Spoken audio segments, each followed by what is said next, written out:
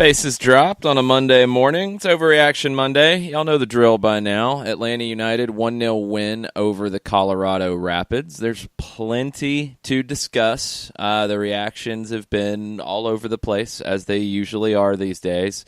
Colorado came in and defended, and we'll get into some of the quotes from Anthony Hudson about their mentality, that was a little interesting.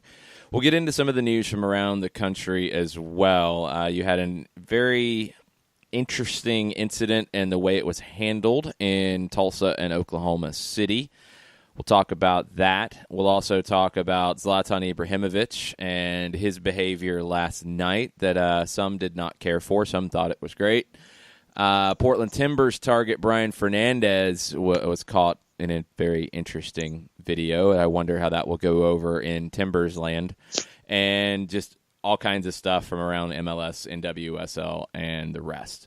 But the big story is Atlanta United 1-0 over the Rapids. John, what did you think of the match as a whole? This is 3 points. Knowing full well that Colorado was going to do what they did, and Frank DeBoer post-match was not wrong in saying that they parked 2 buses in front of the goal.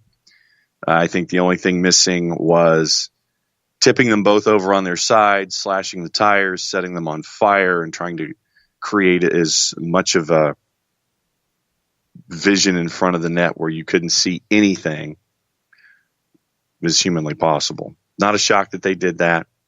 They're not a good football team.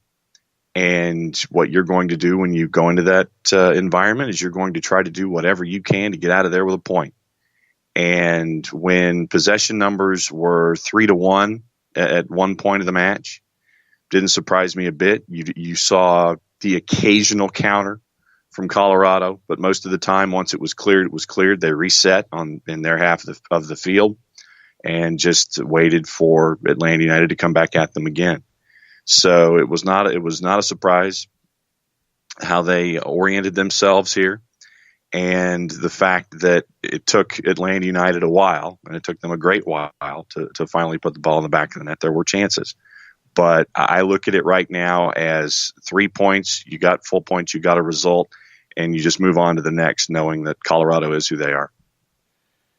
Yeah, it's a tough one, but there are still a lot of things to talk about this one coming out of it. It's not quite that simple, although I think maybe there's been a reaction of looking for a little more than was there. Here's the quick highlights from the Fox Sports Southeast broadcast, with Kevin Egan and Dan Gargan. Nagby inside the area, gets the cross away, off the post, in the back of the net! Black stays down, 1-0 Atlanta United, who else but Julian Gressel?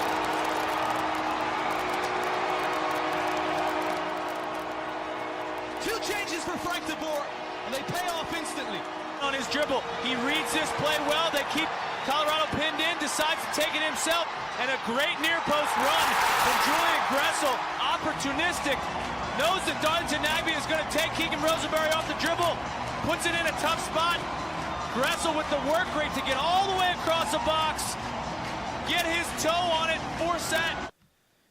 Yeah, that goal from Julian Gressel, delivered by Darlington Nagby, had been coming for what felt like about 10, 15 minutes, and the subs, in my opinion, put it over the top, because it freed up Darlington Nagby to overload the left side, where you had pulled Breck Shea, you'd pulled your left back. Leandro Gonzalez-Perez was kind of sliding over. I'd be curious to see what would have happened if the goal hadn't come so quickly, what the back line would have looked like. I think it was either going to be 3 in the back with LGP, Lorenowitz dropping in, and Robinson, or it was going to be more of a 4 with LGP sliding over to the left, Lorenowitz and Robinson in the middle, and Escobar dropping in. It would have been a hybrid either way, because you're chasing the game and you feel like you've got Colorado on the ropes. You hit the knockout punch with the run from Nagby, and it was all Darlington jumping into a passing lane after a big switch and Tito Villalba chases it down, Tito doesn't factor into the final play, but he keeps the ball alive. Joseph steps over with a little bit of pressure as well. It's a bad pass out. Nagbe jumps into the lane, takes it, splits two defenders with the dribble, and then near post ball, and it's just crashing the near post. That's all it is from Gressel. He gets a toe to it. It's nothing pretty, but it counts all the same. You'd had a number of chances in the preceding about 10, 15 minutes. Not all of them ended up being shots, but a lot of those were coming from Ezequiel Barco, and some were coming from Pity Martinez. Now, I know one of the big talking points is Pity Martinez's reaction to being subbed out. That is going to persist. We've had this conversation before, and I hope everybody remembers Joseph Martinez being subbed out late in 2017 in matches, not happy about it, took his time taking his shin guards off on the field, stuff like that. A lot of people got really bent out of shape about that too. It happens. If Frank de Boer's not been out of shape about it, I'm not been out of shape about it, to be honest, because I want players to want to play. Do I wish that it didn't happen? Sure. It's not a great look. But I want players to be competitive, and I did feel like Pity Martinez was growing into the game a bit. We talked about it on the radio call. It kind of felt like maybe that sub would be for Gressel and not for Pity. Ended up getting it right, obviously. And if you're thinking about it, and I thought Dan Gargan and Kevin Egan had a great point about this on the TV broadcast, if you're still concerned about Pity being 90 minutes fit and you have these games coming up, you make the sub where you did. You make it there. You bring on the fresh legs of Tito Villalba, and he had an effect. He obviously brought a spark to the team. It worked. It was the knockout blow, and Pity had a big part in landing the body blows before that to wear Colorado down. And that's when you get to the bigger picture here, and the bigger picture about how a team comes in and plays this way. If you're the Colorado Rapids and you're coming in to defend, and that's all you're trying to do, that wears on you after a while when a team attacks. And especially in the second half, where first 20 minutes you had two very nice through balls from Ezequiel Barco that created opportunities. One was Barco cutting from left to right. It's the late secondary run from Franco Escobar in the 64th minute. Gives Escobar a chance to put in a cross. The other one was the other way, where Barco cuts from right to left across the 18. Little chip with the outside of the right foot into Breck Shea, who puts a good cross to the back post, and Escobar comes flying in, trying to hit a flying volley, which would have been amazing, and the roof would have come off the building again because it would have been that kind of a ridiculous goal, but it was a little too difficult for Franco to put in. Then you had the two crosses from Pity Martinez. You had the one in the 69th minute that just missed Joseph and Gressel. I don't know if they mistimed their run or they didn't track the flight of the ball or what. Felt like it was a really nasty ball from Pity that bounced along the top of the six. And then a minute later, right before he was subbed, it was a ball from Pity Martinez after a dribbling run to Breck Shea, and Breck's cross just ahead of Joseph Martinez, a step ahead of him. You could see it coming, and then you get the goal. The subs had a big hand in it. I thought the play before that had a big hand in it. And honestly, the play throughout the whole day really wore Colorado down. And then Colorado, okay, they snap into it. They actually do try to play for the final 15 minutes or so, and you handled that adjustment because that can be tough sometimes when you're not really having to defend very much, and then all of a sudden you have to think defensively and you have to be responsible defensively. It was an interesting game. There's a lot of things to talk about out of it. We want to get your reactions this morning. It is an Overreaction Monday, so tweet at us at Soccer Down Here and let us know what you're thinking about how this one went. Let's talk Pity Martinez because I know there's been a lot of tweets about it. I've seen a lot of tweets about it. What was your reaction when he was subbed in the stadium from what you saw? I mean, I didn't see everything on the bench live, but I did see the immediate reaction on the field, slap the turf, and then the walk to the touchline and the bench. I saw that, didn't see the videos until afterwards of his reaction on the bench. Saw the reaction on the bench once he sat down, frustrated, kicked the chair, and then I think Breck Shea was actually sitting in the chair that he kicked. He was. And then Shea turned around and was trying to see what was going on. But Brett, I want that. That's something I think some people might have misinterpreted. The way I saw it was Breck turned around and was like, "Dude, it's all good." Like it looked like he kind of like slapped his leg a little bit, just like, "Dude, it's cool." Like I didn't think there was any anger out of Breck Shea. No, Okay. no, not at all. Want to make No, sure because no. I didn't see it that way. I could be wrong, but No. I didn't see it that way. No, it's like he turned around to see what was going on with PT. But I want that kind of fire out of my players when it comes to PT Martinez. I don't know if going in he was on a minutes count and it was just to that point trying to get him closer and closer and closer to being 90 minutes fit and having a 90-minute appearance. 5 minutes before, I didn't have a huge issue with it, but PT was the 2 minutes right before the substitution. He had the cross and he created the cross for Breck Shea. 2 very good plays right before the substitution. 5 minutes before that, 10 minutes before that, I don't think it would have been the same type of, oh, wow, okay, he's pulling Pity Martinez. We had plenty of people tweeting at us when this happened, and it feels like the vibe changed after the videos of his reaction came out. Plenty of people tweeted at Mike and I when it happened, like, oh, wow, why are they pulling Pity? So I just look. I want players to want to play. I want Pity Martinez to have that fire because that's been the other criticism that people have had is that he looks disinterested. He didn't look disinterested on Saturday. I'll tell you that much. No. And when it came to him trying to draw fouls, if Alan Kelly is going to call a game a certain way, then what you're going to do is take your skill set and apply it to the situation in front of you. You know, you're going to see Ezequiel Barco act a certain way on the pitch if Alan Kelly is calling it a certain way. You're going to see Pity Martinez take what Alan Kelly is or isn't doing and apply it to what you've done in the past. Joseph is the same way. Julian is the same way. Any Darlington is the same way. That stuff. This all popped off last World Cup as well with England and Colombia about a mentality that some players don't dive and some do. And players dive. Players look to get over on a referee. Everybody does. Clint Dempsey did. Landon Donovan did. Frank Lampard did. Yeah, Wayne Rooney did. You're going to see they all in a do. match. It's okay. Yeah, you're going to see in a match how a referee is calling it, and you're going to adapt your play to how it's being called, and you're going to try to get calls. And from you're going to try to make seeing. a point as well. And that's something that I think is a very important thing to understand here. When you're getting kicked after the ball's delivered frequently, and that was the case here. I mean, Colorado was very good at breaking up the second run because when Atlanta United players delivered a pass, they were getting kicked or grabbed or whatever, and the secondary run was stopped. No, that's different. I want to be specific because I think sometimes this stuff gets all lost into some just big bit of nonsense.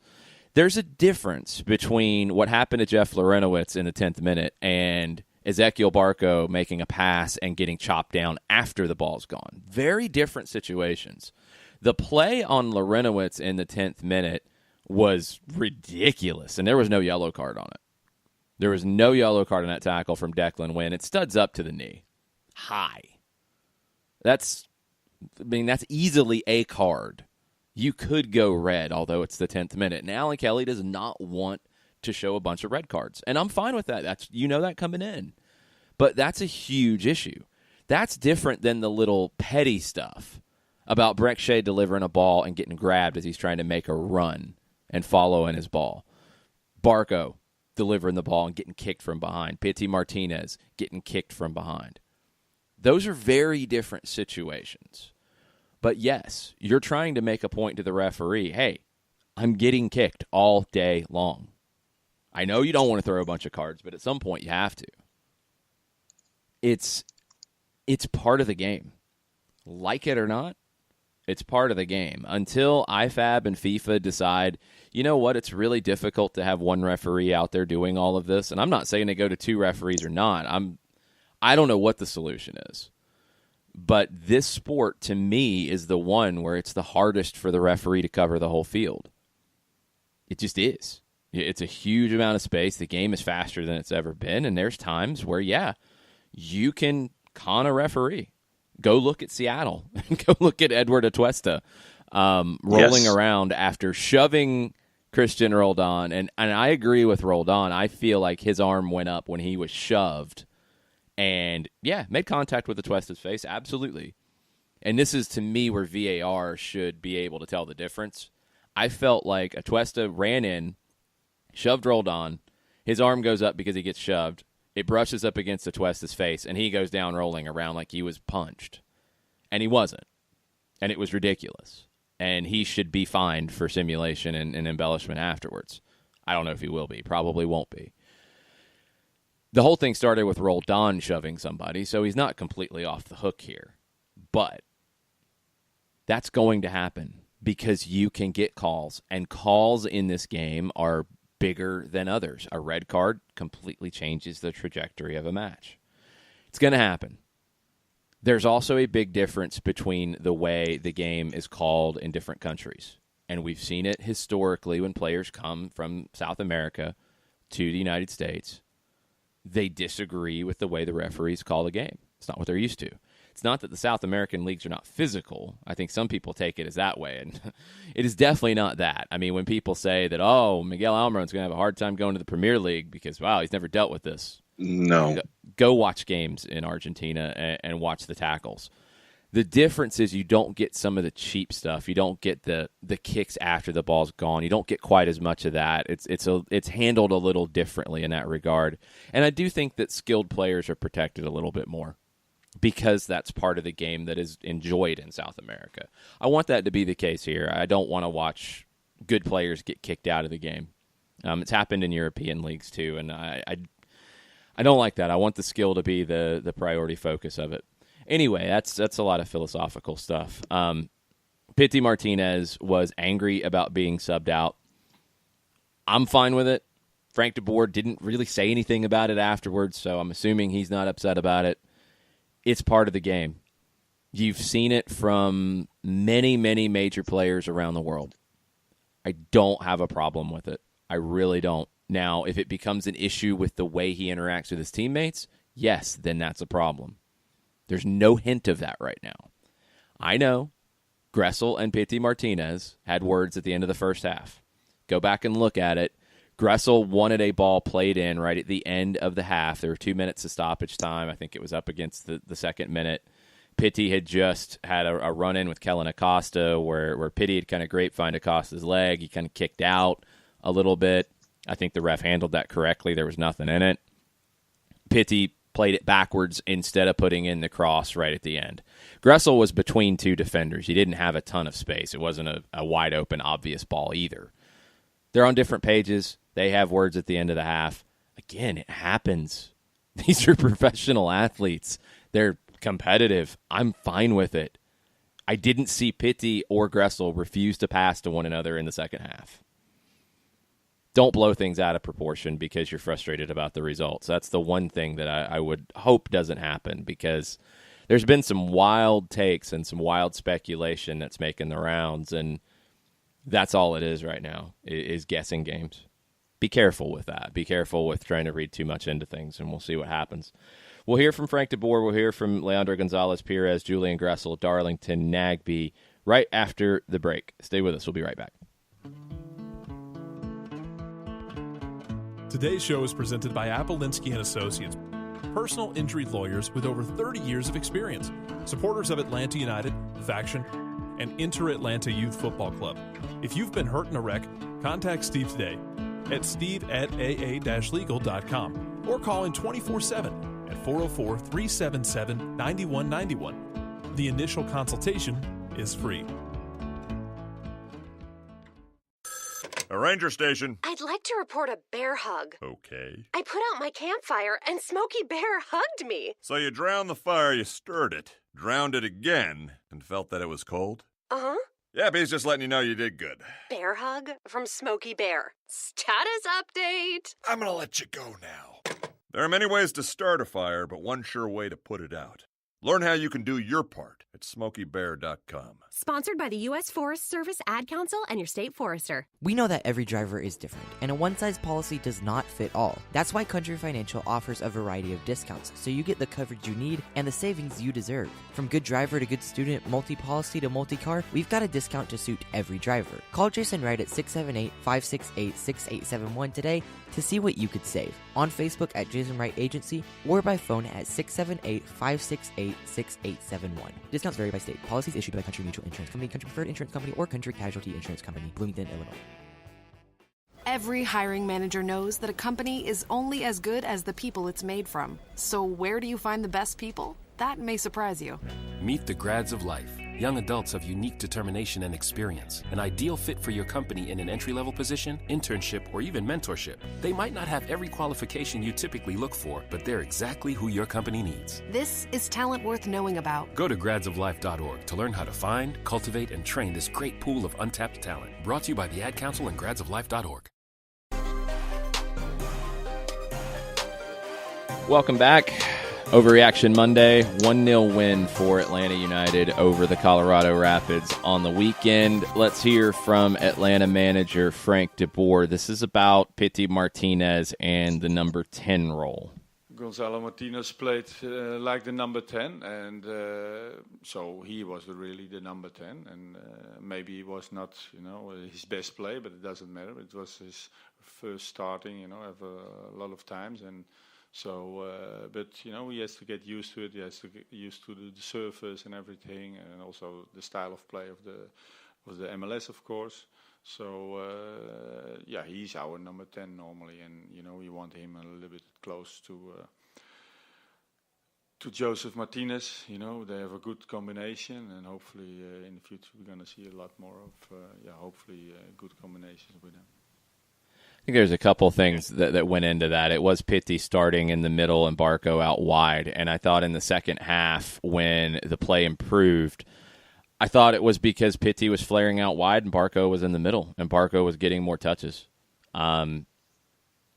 Wherever you want to position them, because Barco got the bulk of the touches at Independiente from a left wing position. Wherever you get the positioning, I think you play better through Barco. I might be alone in that. I think Pitti is a guy that needs the ball in certain spots, and he can be effective there. You also want, for me, I want to take a little pressure off of him. I don't want him to feel like 80 touches have to be immaculate. I want him to have 10 immaculate touches in the final third to create a goal or create an assist. I want him with about 40, 50 touches in a match. Barco's the guy that I think has the pulse of the game a little bit better. Position him wherever you want, and they're going to switch, and they're going to go feel the game, and that's good. I want that. But you also have the complication coming up of Ezequiel Barco likely joining the Argentina U20 team for the World Cup. I was going to ask you about that. Well, we don't know yet. That's the thing, is it could be as soon as after the Kansas City game. It could potentially be after the Toronto game, since that's right afterwards. It just depends on when he gets called away and when Atlanta releases him, because this is a situation where clubs don't have to release players. And we've already seen the conversations from Tab Ramos about players for the U.S. U20 team being released, and Andrew Carlton's in contention there as well. I think for a U20 World Cup, when it comes to Barco and it comes to Argentina, you're not going to gain anything by not letting him go. It is going to be an issue, and that's the question. And that's one thing I think Frank was kind of getting at in his post-match comments, is you do want to get Pity Martinez going, and you do want him to have that connection with Joseph, because you're going to need it. You're not going to have Barco likely soon. And you have to be ready for that, because Barco has been the one that I think has had that connection with everyone in the final third, and somebody else has to build it. If it's not Pitti, I feel like it's Darlington Nagbe. And I think we've seen that enough so far, and I think he has that in his game. It's a little different ask, but DeBoer placed Nagbe in a number 10 role in New England before the injury to Eric Remedi. Don't think that was an accident. I think that game called for it, but also that confidence that Frank has in Nagbe to be the 10 might be the way to go forward here. And we'll see. And again, they'll be very fluid, and they'll switch, and they'll find the game. Pitti and Darlington are both very good players in that. So I think for me, it's not so much where they are or who's called what role. It's who's getting the bulk of the touches. And I think you're better off with Barco and or Nagbe getting those touches and setting Pitti up to make magic happen. I just think that's the better way forward. I think the teams looked better that way. And that was why I was going to ask about the U20s and the notion of also not getting bogged down in a formational kind of a thought pattern, because you see something come out and you see players in a one-dimensional sheet of paper, and you're saying, okay, well, they're going to do X. But in reality, just because those players are listed that way doesn't mean they're going to be acting in that manner that you see on that piece of paper. So for me, that's why I was going to ask about the Barco and getting all scored away in formations and just no, it's where beyond people that. are going to be active. It's beyond that. No, like you see a position on a sheet of paper, do not assume that it means they play a certain way. Right. Like that's not the case. That's not even Atlanta United. That's anywhere. Like don't assume that every right back plays right back the same way. Like every left back in a 4-man back line doesn't play the position the same way. They have different responsibilities. The game is so much more nuanced than that. Like Pep Guardiola asks his right back to do a different thing than Jose Mourinho does or Maurizio Sarri does, or any other manager. Greg Berhalter has his right back do something very specific coming inside when it's Tyler Adams. When it's somebody else, it might not be that. Position doesn't mean you play that way. That mentality has to change. That's honestly, that's an outdated way of thinking. Like a 4-3-3 can be attacking, it can be defensive, it can be counterattacking, it could be possession-oriented. Same sheet of paper, same names on it, same places on the paper. Doesn't mean just because you're in a position and that's how you play. And Atlanta United wants to be very fluid going forward. I think you look at Dutch teams, you look at the 4-3-3, you look at your Johan Cruyff days, you look at your Louis van Gaal days, and you look at what Frank de Boer did at Ajax. You want to be organized defensively, and you want to be fluid and free in the attack. That's what you're trying to get to. It's not about you stay right here, this is your lane, don't get out of your lane, this is the only place you play. No. Never that. You do that now, you're going to lose more games than you win. Or you're going to be Colorado. Let's hear the other comment from Frank de Boer, which was regarding what, John? Just having to have patience going up against a team like Colorado and what they were trying to do out there on the pitch. So we have to have patience, Don't, be, just run in front of the ball, but let the ball do the job and try to from left to right, and it doesn't go back to left, and then there will be some open gaps between the lines, and then you have to give the right ball at the right speed and everything, and then the individual quality you have to make the decision at the end. Like the goal also, it's an individual quality of Nagbe and a good run, of course, of Julian Gressel, but. Yeah, at the end, it's it's like Barcelona. At the end, Messi makes the difference, and we have to make also. That's why I put at the end Tito in as a, I said if you're gonna play 1 against 1, you have to play 1 against 1 because it was a little bit lack of that in the first half. So that's why I changed it.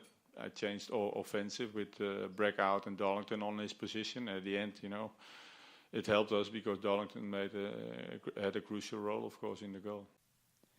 It's interesting because the way he mentioned the left to right and right to left bit. Let's go back to the winning goal and talk about that in the context of what Frank just said. So it's a ball from right to left into the corner that Tito's chasing down.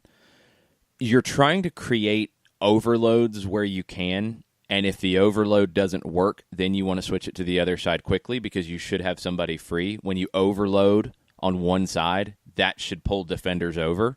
And if you can't beat that group, if you don't see the advantage, then you need to switch to the opposite side quickly. Second half, you did that. You had 68 long passes in the match. 42 of them were in the second half. That's significant. It opened the game up more. It created more chances. The team played a little bit faster in the second half, and that was something a lot of people talked about. It was something I mentioned on the broadcast. It was something that Dan Gargan mentioned on the TV broadcast as well. You wanted to see the team speed up the pace of play, and a lot of that was what Frank just said in his reaction to halftime and making changes. You want to play faster, but you want to play faster in that way. It's not left to right, right to left is not a bad thing. Again, keeping possession is not a bad thing. It's what you do with it. When a team is going to sit and bunker, you have to move it quickly. And I thought they did that on the goal because it's the ball from right to left. Tito chases it down. They don't regain possession until Nagbe does. But that ball from right to left created the overload. And the positioning of Darlington Nagbe created the overload because Nagbe was kind of, sort of a left back replacing Breck Shea. Except he was so far forward, it wasn't much of a left back at that point. You had Tito in front of him. You created a situation where you're overloading the 16-year-old Sebastian Anderson making his debut. It's a good person to overload. It's a difficult spot for him. They don't clear the ball effectively. Ball's played in, Nagbe jumps into the lane, and then you have an opportunity to go. And Nagbe didn't hesitate. Takes off at pace through two defenders who were stretched. The lines were not compact as they had been in the first half. He gets between them, opens everything up, goal. That happened more and more as the half went on before that to create those breakdowns. That's why the sub had the effect that it did. Patience. There is patience needed. It's not easy because, and I've seen the comments and I've had the conversation since the match ended. If Atlanta just starts playing long, direct, open from minute one, you run the risk of conceding a goal. And right now, what was more important on Saturday, to me, it was 3 points. And you're going to get 3 points a lot easier if you don't concede. Yeah. Could they have started to open things up a little faster in the first half? Yes, they could have. I thought at times they were just a little too slow to skip the lines, to see the openings in the first half. Frustration was building a little bit as the first half went on. Okay. Get into the locker room, readjust. Second half, really from the start, it was different. Little more direct at times, picked their spots to play into the corners to open things up. Shea played a long switch looking for Escobar. Escobar played a big switch looking for Shea. Opening the back line up, getting them stretched out, creating those openings, and that's what led to the goal. Sometimes, chip away, break them down, wear them out, kill them off. And I thought that's what Atlanta did. Do you want to see a team score 5 goals? Yeah, absolutely. Some games, there's not 5 goals in it. And when Colorado comes in to play that way, that's what they're trying to do. They're trying not to get run out of the building. They kept it tight. They kept it closer longer than I thought they would. I'll give Anthony Hudson a lot of credit for organizing his team because I didn't think they'd stay organized as long as they did. They did pretty well in that low block and playing Keegan Rosenberry and Declan Wynn on either side of the center back. Two guys who are not as comfortable playing center back. Did the job, didn't get stretched. It was organized. You saw in the first half, Wynn would step to Julian Gressel on the right side when Gressel tucked in, and it was Sam Vines picking up Franco Escobar. So you had, when Escobar and Shea stepped up, and your front 5 for Atlanta was Escobar on the right, Shea on the left, your outside players cut in with Barco and Gressel and Joseph, 5v5, everyone was marked up. The organization was very good. Colorado did their job. Atlanta broke them down because they're a better team. So the way I saw it, let's hear how you guys saw it. Let's get into some overreaction Monday on the Twitters. John, what do we have? Okay. We have somewhat of split decisions involving P.T. Martinez. Heath Bradley was not a fan of P.T. on the pitch. Caleb Wright was. I need more home than that. team. What did Heath say? Okay. All right. Well, okay. Heath Bradley It's multi-tweeted, so here's number one. When you talk about PT tomorrow and say how we need to give him patience and like the passion he showed coming off, remember my favorite part is when he threw himself on the ground when he didn't get service in the box, writhing like a child throwing a fit and the ball was still in play. Be a professional, act like the current holder of the South American Player of the Year. Yep. Don't want to see that. Frustrated, and it needs to change. 100%.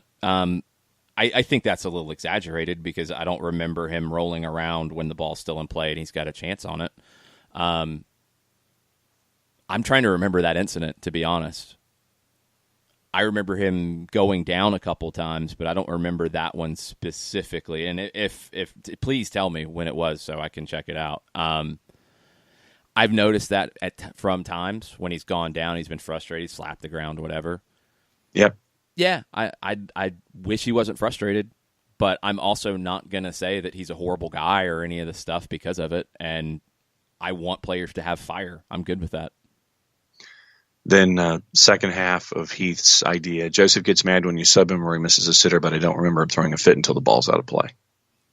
I do have to argue that one because I remember the argument about Joseph was, oh, well, he kicked the signboard and the ball's still in play and he's offside. Or he's mad and he doesn't track back and he's offside. He needs to hustle. I'm not saying Heath said that. I'm saying I remember that argument specifically. Look, you got to produce. That's what it comes down to. And Pity Martinez knows that. And Joseph knew that. And Miguel Almiron, when he would get frustrated, knew that. And yes, Miggy did get frustrated just like any other professional. Tito gets frustrated. Everybody gets frustrated. Every player around the league gets frustrated from time to time. It happens. You got to produce. If you show that frustration and you don't produce, yep, you're going to get called out. It's not good. It's not good. But don't overreact to people showing frustration. I think that gets out of hand. I mean, I've seen some takes that he's a terrible player. No, he's not. Or he's done nothing. No, not true. He needs to perform better. He'll tell you the same. He wants to perform better. He doesn't want to be a player who's getting subbed in the 70th minute when his team is chasing the game. That's his job, is to go win that game. He's got to earn that time. He's got to get fit, and he's got to play better. He'd tell you just the same. There's nothing wrong with that. And Caleb Wright says, from the limited minutes I've seen of P.T. Martinez playing, I'm liking him. He's shown how talented he is, and I'm sure he will do well in the league. Hashtag on par reaction Monday. He's shown some. He has. He has a technical ability that is one of the best, flat out, in this league. I think he's as skilled of a player as you're going to find in Major League Soccer, skilled of a player as you're going to find in this hemisphere. He's that good. It's not all clicking right now. He can be better. He needs to be better. You didn't bring in the reigning South American Player of the Year to be a player that you sub out in that moment. That's not why you brought him here. But you also brought him here for not just 7 games, plus some CONCACAF. You brought him here for multiple seasons. Give him some time to get there. He struggled to acclimate at River Plate. It took him time. He paid them back in huge ways. Be patient. Not everybody clicks day one. They just don't. It happens. He needs to be better. I hope it's soon. But I think some of the takes on Pity have been way above and beyond. Home team at ATL UTD 24_7. Hashtag overreaction Monday. PT falling to the ground each time he lost possession, complaining to the ref was much worse to me than the histrionics he showed being subbed out. He didn't do it every time, but yes, as the match went on, he was getting frustrated. He was getting whacked consistently. There was one time he went down that it was kind of like the Atuesta situation in that, yes, there was contact, but not enough for him to go down. He had a heavy touch. I think he was trying to say that he got grabbed and pulled back, but he didn't. It was more of like a brushing type of thing. Didn't get the call, stayed down for a second. There were other times that he got kicked and stayed down for a second. It's not all the same. He's not sharp at the moment. There were some heavy touches in the game that surprised me from him. There was also, again, right before he was subbed, 2 very nice plays. The one right before he was subbed where he took off at pace, dribbling through defenders, was the one that I was like, wow, okay, wait a minute. This is Pity Martinez. This is what we're seeing now. This is the fastest he's looked. And it was right after that he gets subbed. I think he's getting closer. I hope so, because he's needed. He's definitely needed. Also on the board, Fourcard Ahmed. P.T. Martinez. Oh, P.T. Martinez, I guess I was supposed to sing that part. I know he's a world-class player. I know how good he is and will be for Atlanta United, but he needs to handle himself better, not just now, but like right now. He's so close to exploding on the league. The handling himself thing, yeah. I mean, again, in a perfect world, you don't have what happened on the field where he gets frustrated. You don't have what happened on the bench when he gets frustrated. In a perfect world, sure. I think we all wish we could handle our emotions better sometimes. We just don't have a camera following everything we do. I don't have the problem with it right now because it does not seem to be in any way a problem with the team. If that changes, then that's a different conversation. I think jumping to the conclusion that it has, and especially I saw people cite the conversation with Gressel at the end of the half. Now, that doesn't look good for either one, to be perfectly honest, because you go back and you look at it, and Gressel's angry because Pity didn't play a ball in to Gressel between 2 defenders and having lots of histrionics and making a bit of a scene about it. That's not good for anybody. So you can't pick and choose as to when the histrionics are good or bad. Like, that was a bad look on both sides. And honestly, in that case, I thought Pity just walked to the middle of the field and Gressel was motioning, and I was like, wow, okay, that's not great. This happens. These are professionals. They put a lot of pressure on themselves. They feel a lot of pressure. Sometimes you get this type of stuff. But I'm sorry, I think teams that are like that are going to perform better 9 times out of 10 than teams that have no emotional reaction ever. I don't want that in a team. I want a team to have a little bit of fire. I want a team to sometimes get frustrated with itself or one another because that can drive it to be better. Sometimes being the key word. Because, yes, it can wreck teams. I don't think there is any hint of that right now. I think that's a reach when it gets to that point. Yeah. Ahmed continues, and he apologizes because it's a long rant. He says he'll be in meetings all morning, won't be able to listen live, but listening later today. He says the on and off the field antics have to stop. He's frustrated but needs to push through it. And he said he'd like to see him play more with Tito instead of Gressel. He says he doesn't think they're on the same page. He says he thinks Gressel and Joseph play well together, but not PT and Gressel. Frank needs to figure out the best combination in different matches. And it might be different in different matches.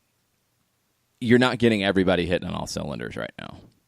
And, I mean, Gressel and Joseph aren't exactly hitting on all cylinders either right now. So I don't think it's individual pairings that this one needs to be fixed, this one needs to be fixed. It's just in general. It's not as sharp as it could be. It has to get better, and Pity's part of that. Gressel's part of that. Tito's part of that. Joseph is part of that. Everybody's part of that. It has to keep getting better. Thought the second half was better on Saturday. They'd created more chances in previous matches, but the second half looked better. Definitely forced more issues from Colorado. That's good. Needs to be better, though. And you've got a busy stretch coming up, and you go to Kansas City, who is really struggling right now, but that's a team that has been together for a while and has a lot of pride. And I would imagine that Peter Vermes is going to really run rule on these guys this week. Yes. And you're going to see a very intense match on Sunday. Atlanta has to go into a tough place to play and get a result against Kansas City. We're going to take a break. We'll get into more of your Overreaction Monday, Underreaction Monday, On Par Reaction Monday takes right after this. As a business owner, you know that every year brings new challenges and opportunities. The success of your business demands expertise and focus. And Country Financial can help you keep that focus by helping ensure you have the right insurance protection in place to meet your goals. Jason Wright can help you create a customized insurance plan that has coverages designed just for your business. Give Jason a call at 678-568-6871 or reach him on Facebook at Jason Wright Agency. Coverages vary by state. Policies issued by Country Mutual Insurance Company, Bloomington, Illinois. Got issues with youth or high school sports? Positive Coaching Alliance can help. PCA is a national nonprofit working to transform youth and high school sports so that every child has a positive character-building youth sports experience. PCA provides live and online workshops to train double-goal coaches whose first goal is winning and whose second, more important goal is teaching life lessons through sports. PCA also has workshops for parents and high school student athletes. For more information, please visit positivecoach.org. If you've been hurt in a car wreck, contact my friend Steve Apolinski of Apolinski & Associates. He's been representing individuals for over 30 years throughout Georgia and Alabama. Email him at steve@aa-legal.com or call him 24/7 at 404-377-9191. The initial consultation is free.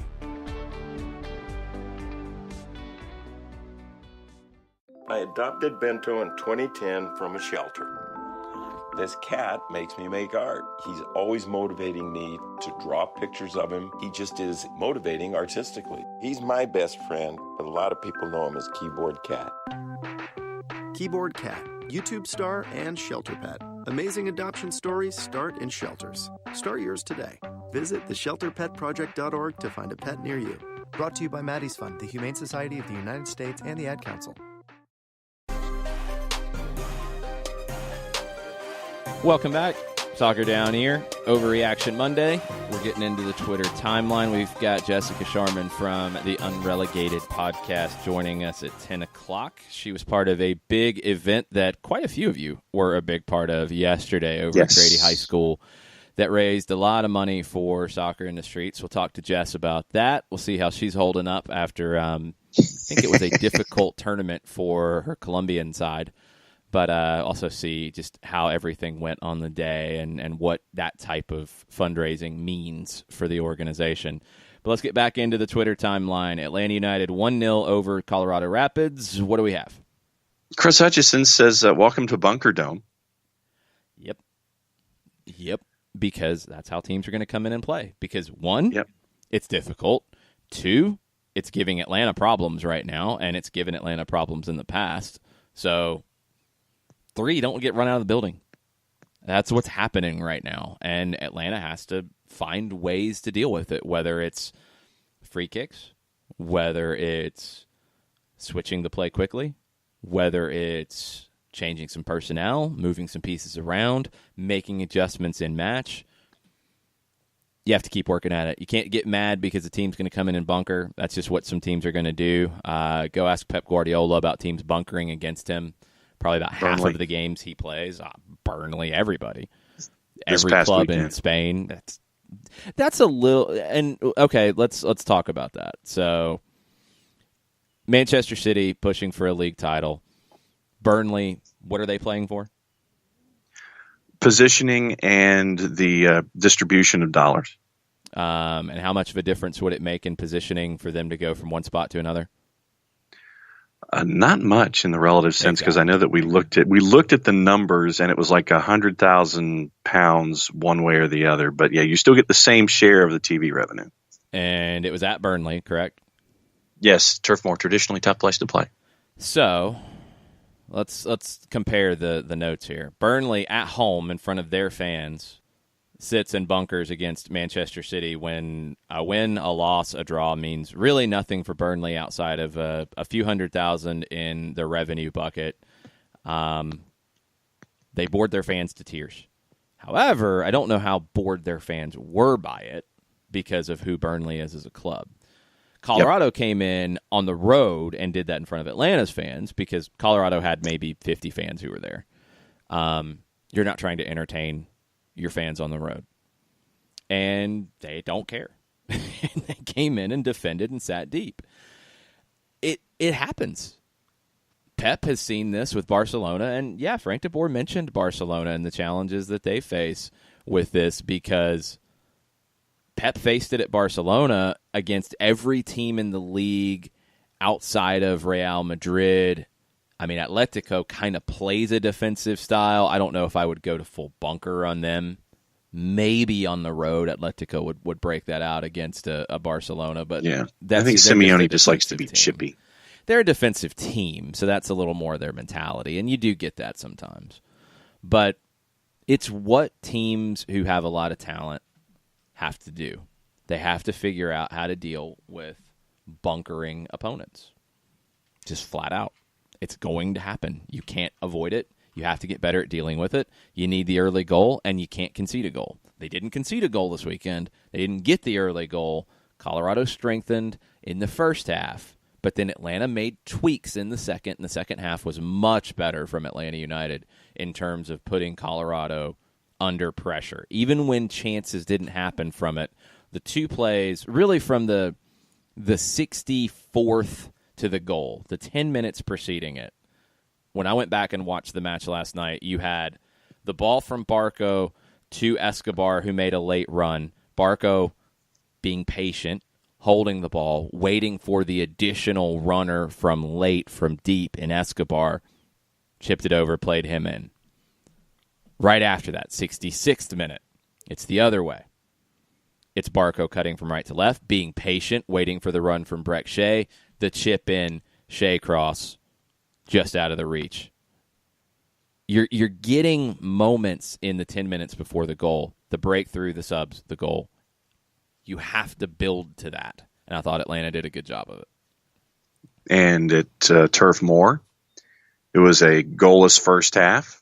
And Manchester City kind of ratcheted things up in the early parts of the second half. They scored in the 60s, and they scored by 0.3 of a centimeter, as the goal decision system showed with the fancy graphics.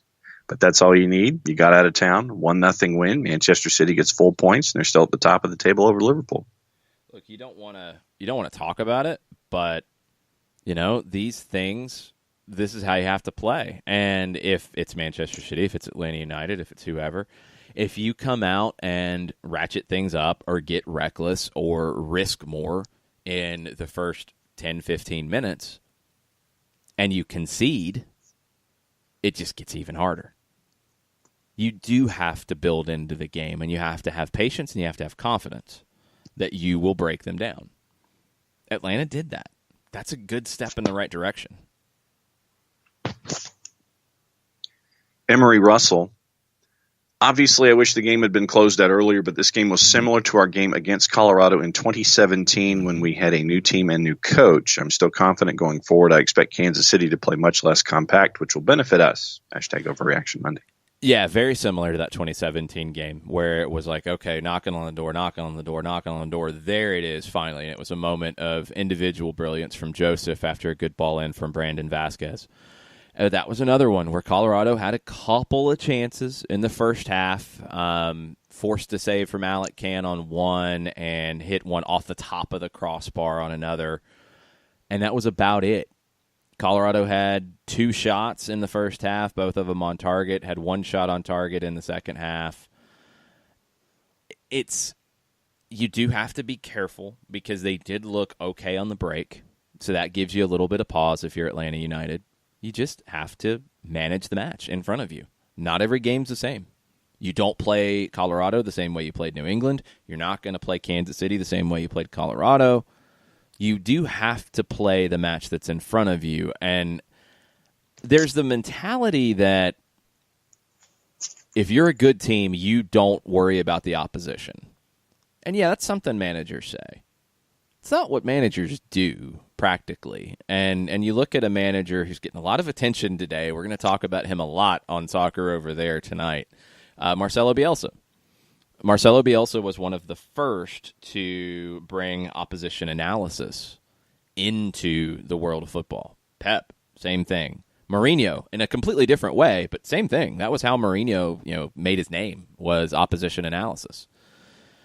If you're a defensive team, you have to know how the opposition attacks. If you're a pressing team, you have to know how the opposition deals with possession. Who do they try to play through? How do they try to play? Do they try to build up out of the back? Do they skip the back? Who's the key player in possession? All those types of things. However you play, you need to know what the opposition does so you can know either what to be worried about or what to exploit. So not every game's the same. You have to be ready to deal, and I think Atlanta is doing that. I think they did it against New England with a different mentality, different style, different lineup to start. Now that got changed a little bit with the Remedi injury. Here, it was different. Kansas City, it will probably be different. Kansas City is going to play a 4-3-3. That's what Peter Vermes does. I'd be shocked if it's anything else. They do have a ton of injuries that could play into things, but generally, even with injuries, Vermes has stuck with the 4-3-3. So expect to see that. Kansas City doesn't have a lot of pace. Feels like a game for Tito Villalba off the bat because of that. You adjust. One more before we go to break. Thad Dooley says, I hope next game 25% of our shots are not chest-high volleys. Chest-high volleys. I'm trying to think of how many chest-high volleys we had in this one. The Escobar one from flying in off the Brett Shea cross is the one that comes to mind. I mean, if he had pulled it off, I might have fallen out of the booth. But that was one where maybe a diving header and or settling it and taking a shot or putting it back across would have been the better play. Are there others I'm forgetting? Trying to remember. I can't think of any others. I'll go back and check. It's the thing where we want shots. Okay, we don't want those shots. We want better shots. When you're not scoring a ton of goals, it is easy to zero in on how teams are shooting. I didn't think Atlanta really did a bad job in this one of rushing their chances when they had them. I thought the biggest thing that stood out to me watching it back and just from my initial feeling from being there and calling it was the balls into the 18 from Breck, from Escobar, from Gressel at times, from Barco. It just felt like whether it was Joseph, and it was mostly Joseph because that's your focal point in the attack. It was Gressel a couple of times. It just felt like the runs at the end of it were off, and whether either they were off, they misjudged it, or what. Joseph had one. It was a good cross in, and he leapt way too early on the header attempt and couldn't hang in the air. Stuff like that. Brought that down. He can't. It's just physically impossible. Dominique Wilkins maybe back in the heyday hit the golden spike. Maybe he could have done it. Maybe Joseph was inspired by that, but Joseph has got some ups, but man, he can't hang in the air. Just mistimed it. Just mistimed a couple of the others. Maybe gave up on one, maybe didn't take the step, maybe didn't anticipate, because that was the big theme for me in the final third, as opposed to taking bad shots. But I'll go back and have another look at the chances just to make sure I'm not missing anything. Let's take a break. Let's get Jessica Sharman on the line from the Unrelegated podcast. Unrel ATL is who you need to be following, and we will be right back after this. As a business owner, you know that every year brings new challenges and opportunities. The success of your business demands expertise and focus. And Country Financial can help you keep that focus by helping ensure you have the right insurance protection in place to meet your goals. Jason Wright can help you create a customized insurance plan that has coverages designed just for your business. Give Jason a call at 678-568-6871 or reach him on Facebook at Jason Wright Agency. Coverages vary by state. Policies issued by Country Mutual Insurance Company, Bloomington, Illinois. Got issues with youth or high school sports? Positive Coaching Alliance can help. PCA is a national nonprofit working to transform youth and high school sports so that every child has a positive character-building youth sports experience. PCA provides live and online workshops to train double goal coaches whose first goal is winning and whose second, more important goal is teaching life lessons through sports. PCA also has workshops for parents and high school student athletes. For more information, please visit positivecoach.org. If you've been hurt in a car wreck, contact my friend Steve Apolinsky of Apolinsky & Associates. He's been representing individuals for over 30 years throughout Georgia and Alabama. He Email him at steve@aa-legal.com or call him 24/7 at 404-377-9191. The initial consultation is free.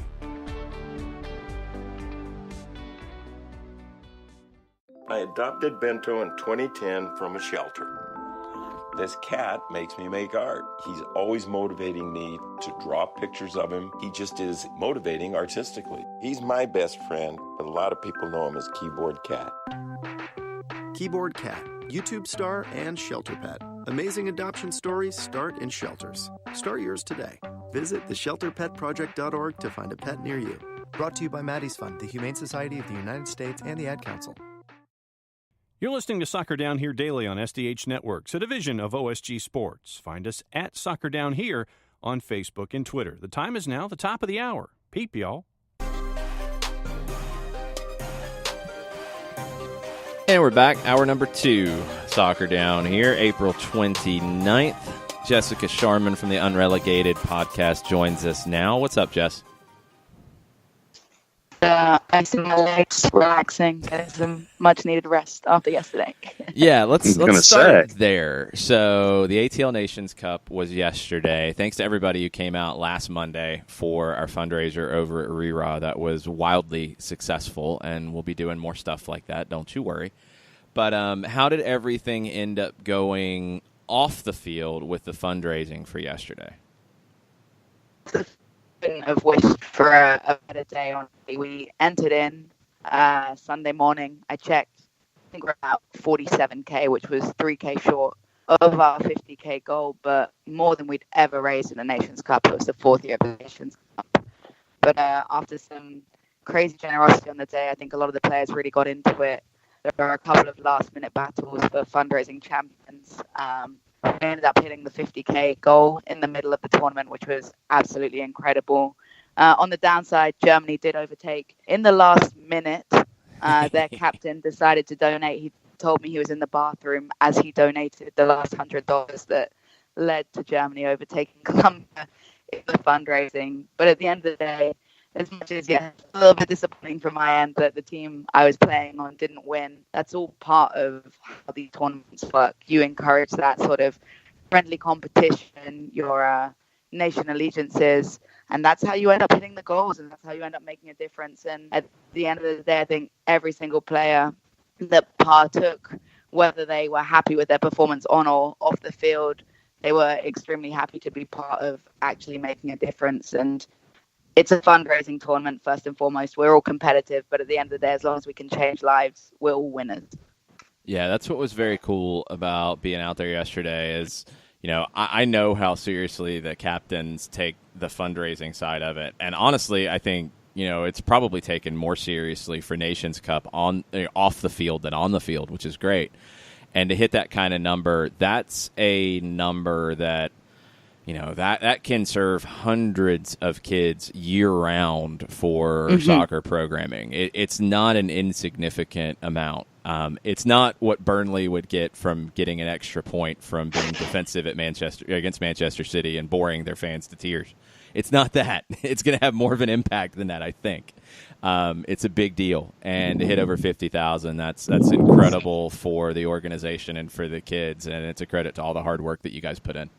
Yeah, absolutely. When you talk about numbers, we're looking at a rough sort of in the ballpark of one program for a year costing $7,500. So when you look at that one program impacting 40 lives, it's not just the soccer, it's the life skills element, it's the referee training program, it's the mentorship. One program is $7,500. So to raise 50K, that's an incredible amount of kids that we're touching. And the most important thing is that it allows us to sort of expand potentially to other areas that are in need. A lot of our work has been concentrated historically in the downtown areas, but as we look to the south side, as we look to the Buford corridor, as we see these different groups of children that deserve access to the game, raising these funds means that we can impact more lives now. Yes, and yesterday was a big day for that, and if you don't know the organization and the mission and all that yet, make sure you go check out soccerstreets.org, follow Soccer Streets on all your social media platforms to keep up with everything going on. There's an event coming up in June, the ATL Champions League, that you can get involved with in a number of ways, so be on the lookout for that. But let's get back to Atlanta and Colorado from the weekend. What was your reaction to the match at the Benz on Saturday? I was just happy to get 3 points. I've been listening, obviously, to you guys all morning, and I couldn't agree more that the main goal at the end of the day was to pick up 3 points no matter how you do it. We've looked risky at the back all season, so I think we needed to play in a way that was reserved enough that we held it tight at the back. When you look at the first half, I found it pretty funny that they do that hot play of the half or whatever at halftime. That hot play was a really simple pickup by Brad Guzan.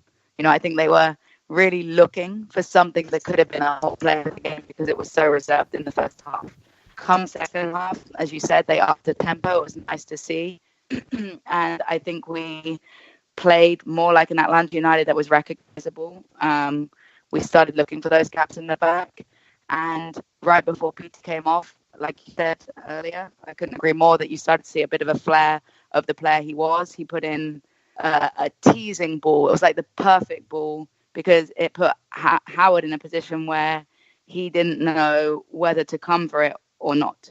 He was kind of stranded in the middle of his box. And I think Joseph slid and almost made contact with it. Last season, he would have 100% put it in. But it was great to see balls like that finally put in from PT to show his quality. And I think because he just started to find himself, that might be why PT, when he came off the field, showed that frustration, because he's one of those players that once he finds his flow and his rhythm, he knows he's got more in his tank. It sounds a silly comparison, but we all in our adult leagues know it. There's nothing worse than being called for a sub when you're just about finding your rhythm. So as much as I understand the criticisms, he shouldn't have kicked the seat that Breck Shea was sat in. He's lucky it was Breck Shea's seat he's kicked, because I think a lot of other players might not have turned around and been so okay with being, kicked in the back of the seat. But I do understand his frustrations. At least it shows that he cares that he's coming off the field. He's bothered that he's, not able to live up to his expectations or make an impact on the game like he'd like to. But Jess, you want that kind of fire from your players, and especially when you have such a high standard of yourself, you want someone who cares, as we see a PT deeply caring about what he's doing on the pitch. Yeah. Mm-hmm. I think you want someone that cares about their own performance, but cares about the team performance most importantly. It was nice to see he was frustrated that he isn't performing himself. The only thing I would look at being a little disappointed, I kind of kept glancing over from the supporter section every now and then to his seat. And it seemed like even when we scored a goal, he might not have been too much of a team player there and supporting the goal. I don't want to, shoot fire or shoot bullets at PT. I understand his frustrations completely. I'm that player. I wear my heart on my sleeve, and it's a good thing. It means that they're a player that 100% of the time wants to give their all. But I think that might be part of the issue with why he's not performing sometimes. He's got this huge weight on his shoulders, South American Player of the Year. He's got such a reputation and such a resume to live up to that it must be hard when you're yet to sort of open your debut in terms of scoring in the team. Let me get into Darlington Nagbe's play a little bit, and it seemed like one of the guys who really put the pedal down in the second half, and you could see it from his left back position at one point, and getting engaged in the play and getting the goal, getting the centering pass to Julian for the goal was Darlington Nagbe. What did you think of Nagbe's play, especially in the second 45? What I love about Nagbe is how versatile he is. You can really slot him into any position. He has the discipline and the soccer IQ to perform in that position. And his work rate is just incredible. When you look at the goal, he busted his butt to keep in a ball that most people may have been like, that's gone. Particularly that, you're in the second half, you're running a little bit tired.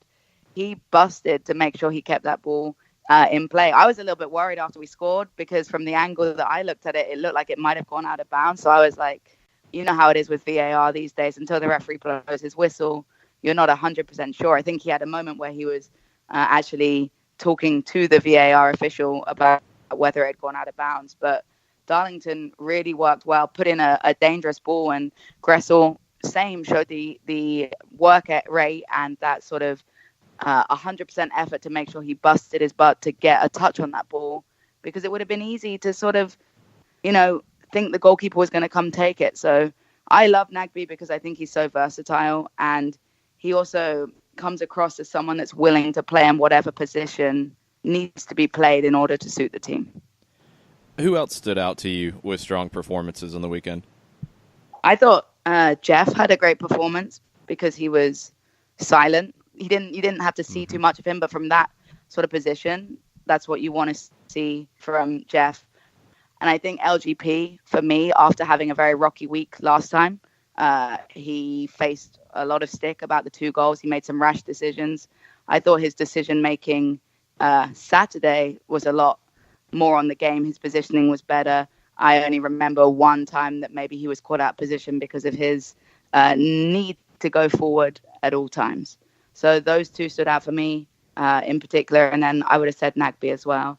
Barco, again, is a different player from last year. And that's what I know fans get frustrated. I know I get frustrated.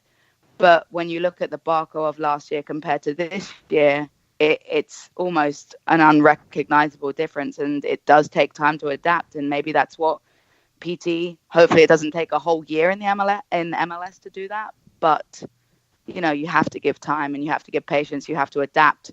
It's a completely different style of play in South America to North America, just how it's a different style of play in Europe.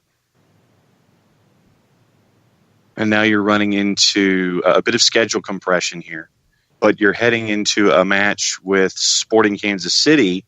And Sporting, it seems like if you get in Sporting's face, see the San Jose match a couple weeks ago, then they're kind of flinching right now, and it looks like the schedule might be catching up with them a little bit where legs are concerned. We were talking about it in the first hour, bringing in Tito Villalba possibly from the absolute beginning, just so you can have that kind of speed. Since we don't get to catch up with you for another little while, heading into Sporting and then Toronto FC. What are you looking at for the Sporting match, for it looks like you could get a result? I agree. I think we need another win because you have momentum. Every time we've picked up points this season, it seems like it's a roller coaster ride. You get a win, but then you get a loss, and you get a tie, but then you get a loss. It's that lack of consistency right now, which I think is a struggle for us. When you look at Sporting Kansas, they've conceded a reasonable amount of goals this season. Even, when they played the Red Bulls, it's 2 goals. When they're playing San Jose, they're conceding 4 goals. When they play New England, another 4 goals. So this is a team that hopefully we can use to find that goal-scoring strength and attacking presence that we know we have. When you mentioned Tito, I think he's worked hard enough to deserve a start. You have to award players for good performance, otherwise they are going to get frustrated, and you have to use the bench as a way to motivate players. And if they come off the bench and have a good game, they deserve that starting spot. And I think Tito is the right choice against a team, like you say, that can't cope under the high pressure, because Tito is so fast, Tito works hard, and he puts that pressure under a defender that is going to make them panic and make up errors. And when you're conceding as many goals as Sporting KC, that's a thing we need to really manipulate and use in our favor. Yeah, this feels like a game where you tell Tito coming in, I want you to be carried off the field. Leave everything you have out there, and if it's at 60 minutes you come out, it's 60 minutes. Because exactly. Kansas City, speed-wise, has struggled. Yeah. You want that energy from the jump against Kansas City, who's not going to sit and bunker. They're not going to do that at home. They wouldn't do that at Mercedes-Benz. Or park 2 buses or slash tires or any of those things. They're not going to sit and do any of that. They're going to try to play, and they're going to try to pass, and they're going to try to possess. This is a very different type of opponent.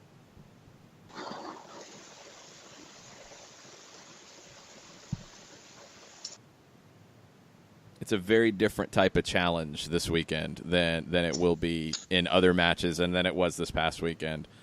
Yeah, and that really shows where Frank is going to have to select the best squad for each game. You have to pick your team based on the opponent sometimes. And I really think Villalba can offer something different. And like you say, it doesn't matter if he has to be subbed out. As long as he gives 110%, forces the error, I think we can truly maybe pick up a couple of goals. We have it in us. We saw it last year, but it's been a while since we've really sort of banged on the door enough times to score what we saw last year.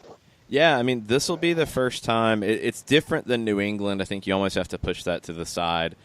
This is the first time since the second leg against Monterrey, and they had a different type of motivation than Kansas City will have at home. It's the first time that you're going to face a team that's going to play you straight up and that you have, I think, an advantage on. Because Kansas City, with all their injuries right now, have issues. They're having to go deep into their roster, and this is a game that you should go in and feel pretty good about yourselves going into it. Even on the road in a tough place to play, the matchup works for you, I think. Yeah, and you have to be confident. We're coming off a win as well. They're coming off a difficult run of fixtures. So hopefully we can take the motivation and the positive feelings about a shutout and a 1-0 victory and a decent second half performance, take all those positives and bring them into Sunday's game. A whole week of recovery, a whole week of practice. We're not going to have that for a while. Like you say, the schedule's about to get pretty intense. So I think it's really important that they work on the right things this week in practice, get the recovery sorted, and go fresh on Sunday. Jess, let everybody know how they can follow you and what you've got coming up. It's a Queens of the South week, isn't it? Yeah, it is.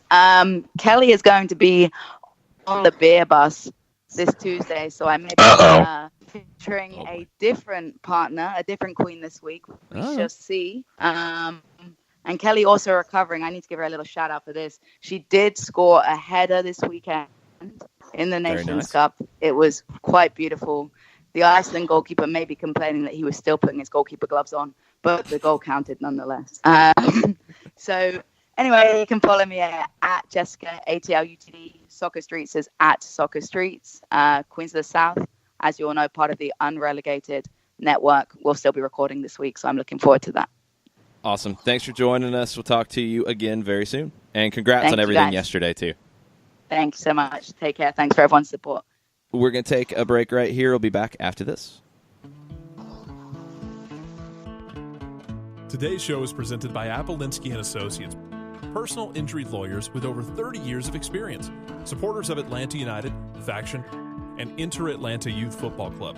If you've been hurt in a wreck, contact Steve today at steve@aa-legal.com or call in 24/7 at 404-377-9191. The initial consultation is free. A ranger station. I'd like to report a bear hug. Okay. I put out my campfire and Smokey Bear hugged me. So you drowned the fire, you stirred it, drowned it again, and felt that it was cold? Uh-huh. Yeah, but he's just letting you know you did good. Bear hug from Smokey Bear. Status update. I'm gonna let you go now. There are many ways to start a fire, but one sure way to put it out. Learn how you can do your part at SmokeyBear.com. Sponsored by the U.S. Forest Service Ad Council and your state forester. We know that every driver is different, and a one-size policy does not fit all. That's why Country Financial offers a variety of discounts, so you get the coverage you need and the savings you deserve. From good driver to good student, multi-policy to multi-car, we've got a discount to suit every driver. Call Jason Wright at 678-568-6871 today to see what you could save. On Facebook at Jason Wright Agency or by phone at 678-568-6871. Discounts vary by state. Policies issued by Country Mutual Insurance Company, Country Preferred Insurance Company, or Country Casualty Insurance Company, Bloomington, Illinois. Every hiring manager knows that a company is only as good as the people it's made from. So where do you find the best people? That may surprise you.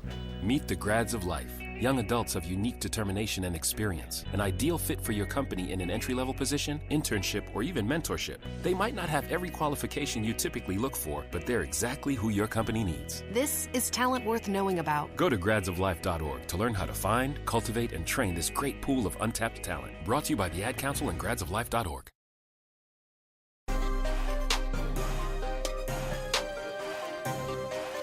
Welcome back. Soccer Down here, April 29th.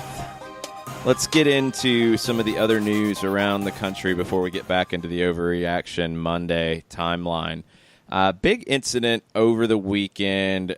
Tulsa Roughnecks played OKC Energy in a Oklahoma derby. And after the match, Atiba Harris for OKC tweeted that, this is from his tweet, tonight in our USL Championship game, a player from Roughnecks FC called me the N-word not once but twice on the field to try to insult me. I told the ref, but the game continued. We really need to put a stop to this nonsense. Full credit, because when that went out, and I believe it was post-game, 12:30 a.m. Eastern Time, Sunday morning, Atiba did not name who the player was. I believe pretty early Sunday morning, the league and Jake Edwards tweeted that they were investigating and would get to the bottom of it. And by the end of the day, Tulsa Roughnecks released a statement that the player had been released from his contract, and it was all said and done. That's fast. One thing that's been pointed out that does need to be noted here, when these situations happen, because a lot of people tried to throw shade at MLS because of this, and I don't remember an incident like this in MLS. There's been things that have happened in MLS, not specifically in this way. And one thing that makes life more difficult with suspensions and players being fired and that type of stuff is the Players Association. Clubs in USL, you don't have that yet. You have a USL Players Association. They do not have a collective bargaining agreement just yet. There's nothing governing that limits what can happen in the situation. And the Tulsa Roughnecks reacted very quickly, swiftly, released the player from his contract. John, I believe you had a statement that was part from of the Tulsa coach. Yes. Yeah, from the Tulsa coach, Michael Encian. Through all of what's transpired over the last 24 hours, I'm reminded of how blessed I am. I appreciate the opportunity from my club to be one of few African-American professional soccer coaches in this country. To represent this club, my city, family, and African-American coaches is an honor I do not take lightly. The Tulsa Roughnecks organization and myself have put together one of the most diverse coaching staffs and team that have played this sport at the professional level in the United States. I look forward to continuing my calling of developing high-level players and characters. What we've dealt with will hopefully educate, inspire, and create better understanding of what we want to model as professionals. Who better to deal with this adversity than our team? Jeff Carlisle from ESPN was out in front of a lot of this. He shared Fabian Bastidas, who is the player who was formerly with the Roughnecks, shared his comments from Instagram, from Fabian Bastidas' Instagram, and Fabian said, I use terminology that I have used my entire life growing up in Brooklyn, a pronoun that I say to my friends, teammates, and the people I care about. In South America, New York, Portugal, and everywhere else I've lived, we say it with love. Nothing malicious or racist was or will ever be intended by it. Obviously, Atiba Harris did not feel the same way, and this is the stuff that gets complicated. That word gets thrown around a lot by people who shouldn't. And could what Fabian Bastidas is saying, could that be the case? Does he use that in a way that is not meant to be racially insulting? Sure, it could be. I've heard players who are not black, African-American, African, throw that word around far too easily. Atiba Harris specifically said, and this is the important thing that I think completely blows what Bastidas is saying out of the water. Atiba said that the player called me the N-word not once but twice on the field to try to insult me, not using it in any way with love or not malicious or any of that. So there's a difference. We all know there's a difference. Obviously, the Tulsa Roughnecks felt that there was a difference because they released the player immediately. We'll see if there's anything additional from USL Championship, if he's suspended, banned, or whatever, if any other team thought about picking up Fabian Bastidas. But that's this was handled very swiftly, and good on Tulsa, good on the USL for getting out in front of it, good on this being covered and talked about. Look, this stuff is going to continue to happen. It's complicated. You have different cultures and different levels of what's acceptable and what's not acceptable. This right here is not acceptable, and it's not going to be acceptable, and it's not going to fly. So good on Tulsa for handling this all the way around. We'll see what happens with Bastidas in the long run. Other stuff from the weekend. Zlatan Ibrahimovic. Last night, you had some very interesting situations with Mr. Ibrahimovic. He scored the winner for the LA Galaxy in a 2-1 game, close one with Real Salt Lake. He picked up a yellow card before scoring the winner for grabbing Nedum Onuoha and throwing him down. I mean, there's just really no other way to describe it. Like, it was just honestly kind of pathetic. Grabbed him as the ball's being played over the top and just slung him down. Completely ridiculous. Yellow card. Now, it was explained by LA Galaxy players, and I think just in general, as he was trying to fire himself up. Come on. Really? Try other ways. Come on. Nedum Onuoha after the match, Zlatan tried to go into the RSL locker room to talk. I don't know. He maybe to apologize. And Nedum said he came in to apologize after the game because from 60 minutes in, he's saying to me he's going to do me, he's going to hurt me for that game. And this is the guy who's the face of the MLS, as he calls himself, but this is the way he plays on the field. So I don't care. Someone comes in and tries to do that to me. You don't say that on the field. I don't care. I'm not going to accept his apology. It's unacceptable. Additionally, after Zlatan scored the goal, instead of celebrating the goal with his teammates, he decided to continue yelling at Nedum Onuoha. Mike Petke, RSL manager, said this. Listen, everyone's in awe of Zlatan. When you talk about soccer forwards, charismatic, talented, unbelievable players, Zlatan is top of the list. Why should it be any different for the league? The league in general is in awe of him. Do I expect referees to be any different? No. Agreed. And this was Joe Dickerson, who Atlanta United had in the match in Columbus with the crazy weather. Did not know that. Yeah, another situation for Dickerson that's very complicated, very difficult. I think Jair Marufo or Mark Geiger or an experienced referee handles this differently. I probably would have shown him a second yellow for the taunting of Onuoha after the goal. Yeah. That was ridiculous.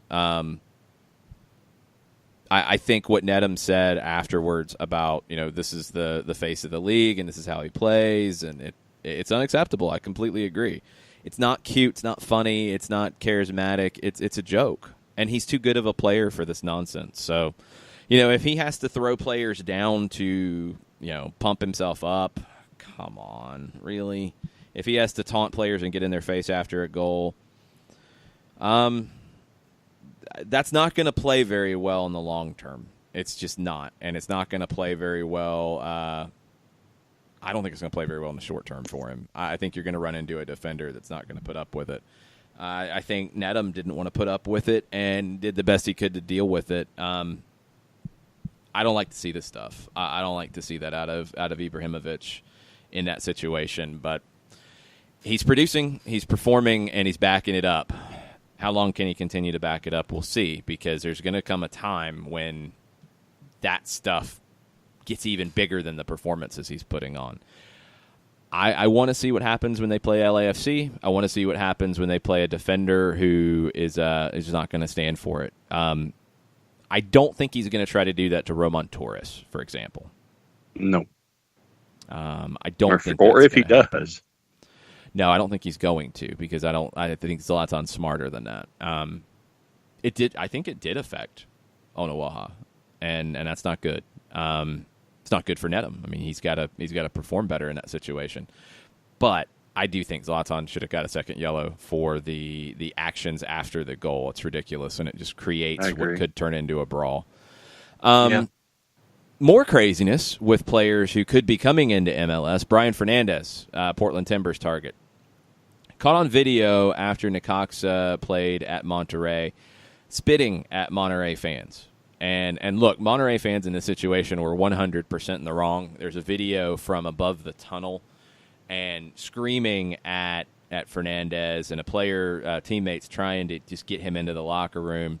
screaming at him, trying to goad him into a reaction. I couldn't catch everything that was being said, but Fernandez yelled back and then spit in their general direction. Look, he's not getting spit from the tunnel all the way up into the stands. It's a pretty long way. I don't think he has that type of spitting power, but he did spit in their direction. Then the fans threw a cup of something at him, and he grabbed the crumpled up cup and threw it back in their general direction. Fernandez has had some issues in the past as well, and by accounts out of Mexico, he will be joining Portland Timbers before this window is over. Now, with this video out, there is a question on if there will be a suspension attached to him, and we'll have to wait and see. The fans were wrong, and the fact that the fans were not being kept back is wrong, 100%. That made it worse. You can't react in that way, and you can't. It's on video. I mean, it's flat out on video. He said things and he did things that are unacceptable, and we'll see what happens with Fernandez. It would not surprise me if there is a suspension from Liga MX that is filed on Fernandez, and we'll have to see what that means for his transfer and potential start date with the Timbers if everything goes through. The Daily Record in the UK is reporting that Bruce Arena is under consideration for the Scotland job. That surprised me a little bit. I didn't expect that one, not after the way it ended for Arena. Before the way things ended in World Cup qualifying, sure, 100%. Is Scotland that stuck? Sam Allardyce is in the running for the India job. Wow. I could understand Bruce for that one, I guess. But Sam Allardyce is just trying to get paid. We all know that. He's just trying to make money. He doesn't. Yes. It's just all about where the money is. It's bad. I've never been a fan. I don't like his style of football. No, none of it. Bruce for Scotland, we'll have to wait and see. Tobin Heath with another backheel goal because she's ridiculous for all the Portland Thorns. They didn't get the win, though, at Sky Blue. It was a 2-2 draw. It was a pretty entertaining one. Go check the highlights from NWSL action from the weekend. We'll get you caught up later this week with all of your USL Championship, your USL League One, your NWSL and 10s, and an Atlanta United 2 review that'll be later today. Disappointing loss in Ottawa. We'll break all of that down, who stood out, who didn't stand out, who stood out for the wrong reasons. We'll get into all of that later today on the SDH Network. We've also got soccer over there where I'm sure we'll get into the Bruce Arena Scotland thing. We'll get into Marcelo Bielsa and the wildness from Leeds and Aston Villa and break all of that down in a variety of directions. And anything else that's going on in the world of the game on soccer over there tonight, 6:30 on the SDH Network Live. Last one before we go to break and get back into the Overreaction Monday timeline. The referee decisions in Seattle and LAFC. Man, one, there was a lot to deal with, and I can understand why there was a video of Ted Uncle after blowing the final whistle screaming an expletive to himself, because it was one of those kind of games. I get it. Let's start from the first one because it had the biggest effect on the match. Red card to Cristian Roldan. I thought it was a horrible decision. And I thought it was a horrible decision that was amplified because VAR should have made it easier to get it right. You have the whole thing blow up with Roldan and Marc-Anthony Kaye jawing. Roldan shoves Marc-Anthony Kaye. That's a problem. Edward Atuesta comes in, shoves Roldan pretty hard. That's a problem. Roldan's arm goes up. Hand makes contact with Atuesta's face, like back of the hand. Atuesta goes down like he's been punched hard. He wasn't. And after the review, after the conversation, after the conversation with the video assistant referee, after looking at the video, Roldan was red carded. Incorrect. I felt like it was completely incorrect. Yes, it was hands to the face. And if it is no tolerance to hands to the face, fine. Then, if that's the case, you got a red card Atuesta. He didn't put hands to the face, but he shoved Roldan hard. How different is a hard shove than a punch? It's different, but if it results in this, to be fair, if you don't have leeway, if you can't bend the rule book because of what's right and wrong, because hands were put to the face of Atuesta, I think his arm went up because he got shoved. Yeah, that's the normal motion of when you get shoved, you're trying to stay on your feet and your arm's going to go backwards, and the back side of your hand or some part of the hand is going to hit anything that's close by. That's what I thought. And if the shove caused that and you have to send Roldan because you have no leeway, then you send Atuesta too. And it's 10v10. That's the fair way to handle it. I think it should have been yellows across the board if you can do that. Now, I don't know what pro's philosophy is on this. If it is seriously no question, you can't do it. He made contact with the player's face. It's a red. Well, first off, we've seen that hasn't been the case. But if that's the directive, then you got to send Atuesta too. You don't. It's a 10-man Seattle team. They put out an incredible effort. I thought Nicolas Lodeiro was outstanding in all the defensive work that he did. Seattle had a chance to win the thing, and I don't know how Jordan Morris doesn't late in stoppage time. I have no idea how he doesn't find the back of the net on that breakaway. After Alex Roldan nearly won the thing, which would have been wild if Seattle wins with an Alex Roldan goal after his brother gets red carded unfairly. But then it goes the other way, and it's a ball played in, and Kelvin Leerdam fouls, was it Diego Rossi, I believe. 100% a foul. Initially, it was called a penalty in live action. It was right on the edge of the 18. VAR gets involved, and it is a free kick on the outside of the 18, which was correct. It was a red card to Leerdam, which was correct, because it was not a penalty. He made no attempt to play the ball. It's outside the 18. It's deliberately denying a goal-scoring opportunity, and it's a free kick. It's not a penalty. I thought that one, correct usage of VAR, it was handled correctly. Everything was fixed. It was right. Leerdam made the right play, too. He has to do it because otherwise it looks like Rossi's in 1v1 with the goalkeeper, and after you put forth all that effort, yeah, you got to do what you got to do. And he did. And he gets the red, and he gets a standing ovation as he walks off the field. Good for the Seattle fans there. And the free kick doesn't score, and it's a 1-1 draw. That's a really big point for Seattle. Wild game, and it was a tough one for Uncle, but I thought he got the one wrong on Roldan. You either don't send anybody or you send one from each in that regard, in my opinion, because I don't think the incident should have resulted in LAFC having a man advantage for 80 minutes. Quoting Roldan post-match, I get pushed, I defend myself, and push him back. I get pushed again by another guy. My hands go up in there, completely accidental. Look, I'm not a guy who puts his hands up often. I'm a guy that plays as honest as I can. I'm not here to disagree, but to be honest, it was not deliberate. Brian Schmetzer.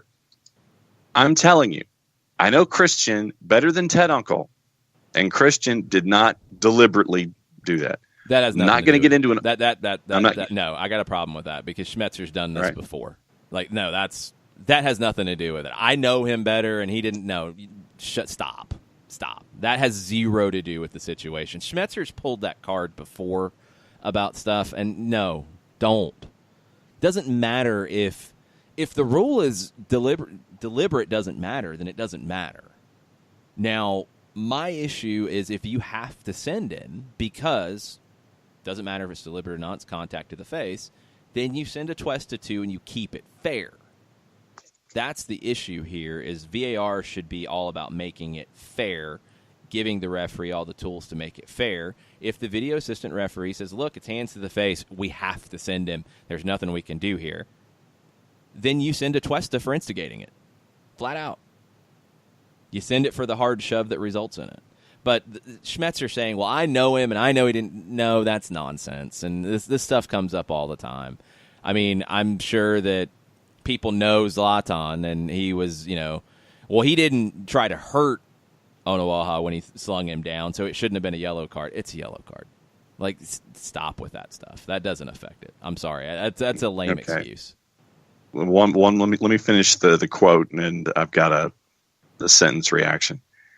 says, I'm not going to get into an argument with the referees. I don't choose to do that. But I know Christian didn't do that on purpose. He's not that kind of player. Aren't you kind of getting into a passive-aggressive argument by saying I'm not going to get into an argument with the referees? I don't choose to do that. And saying what you said. You're not arguing with him on the field. I think that's what he's saying, which I'm fine with. I mean, I think we get into this sometimes that coaches have to yell and scream and act a certain way because that's what they're supposed to do. No, you don't. And if Schmetzer's consistently not, arguing with referees on the field, and he doesn't argue in this case because he wants to get his team organized and all that, that's fine. I'm cool with that. Post-match comments are post-match comments, but this has come up before with Seattle where it's I know my players and they're not. Stop. That has nothing to do with the situation. I think it was wrong by Uncle to send Roldan. You don't send anybody, or you send one from each in that situation, because there was nothing that should have resulted in LAFC having a man advantage for that long. I don't think that's the case. So that was your post match from the entertaining 1-1 draw. Still don't know how Seattle got a 1-1 draw out of that, considering they were man down. Good on them. It's a 1-1 draw that's going to make you feel pretty good after a long week, where you got blitzed at Banc of California. You had to fight, scrap, and claw to come back and get a point against San Jose, and you hold on for this one. You're feeling a lot better than you would if somebody had told you at the beginning of the week, well, you only got 2 points. You're feeling pretty good. Now, you do have to go into the next match without Roldan, without Leerdam. We'll see if the Roldan suspension is discussed. I don't think it will be. I don't think the league will overturn it. You never know. I think it's going to be the 1-game suspension, and you'll have to miss both of those guys in their next match. So keep an eye on Seattle next week. We'll see what happens. We'll get into all the fantasy ramifications of that as well when we have our update with the commish, Jason Wright of the Jason Wright Agency, on tomorrow's show on our MLS fantasy update. There's one midweek match this week on Wednesday, and there's one on Friday. So we'll get you set for all that tomorrow with a fantasy update. But we're going to take a break. We'll get back into the Overreaction Monday timeline right after this. As a business owner, you know that every year brings new challenges and opportunities. The success of your business demands expertise and focus. And Country Financial can help you keep that focus by helping ensure you have the right insurance protection in place to meet your goals. Jason Wright can help you create a customized insurance plan that has coverages designed just for your business. Give Jason a call at 678-568-6871 or reach him on Facebook at Jason Wright Agency. Coverages vary by state. Policies issued by Country Mutual Insurance Company, Bloomington, Illinois. Got issues with youth or high school sports? Positive Coaching Alliance can help. PCA is a national nonprofit working to transform youth and high school sports so that every child has a positive character-building youth sports experience. PCA provides live and online workshops to train double-goal coaches whose first goal is winning and whose second, more important goal is teaching life lessons through sports. PCA also has workshops for parents and high school student-athletes. For more information, please visit positivecoach.org.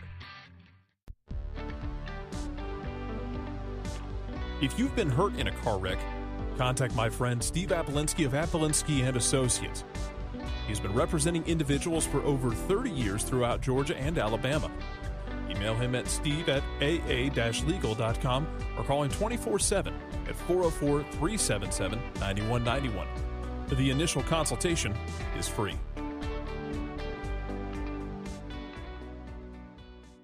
I adopted Bento in 2010 from a shelter.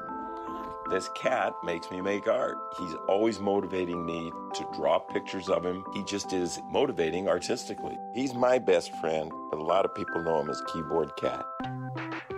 Keyboard Cat, YouTube star and shelter pet. Amazing adoption stories start in shelters. Start yours today. Visit theshelterpetproject.org to find a pet near you. Brought to you by Maddie's Fund, the Humane Society of the United States, and the Ad Council. Welcome back. More Overreaction Monday on the timeline. What do we have, John? Katie Weaver with her Overreaction Monday theory in 5 points.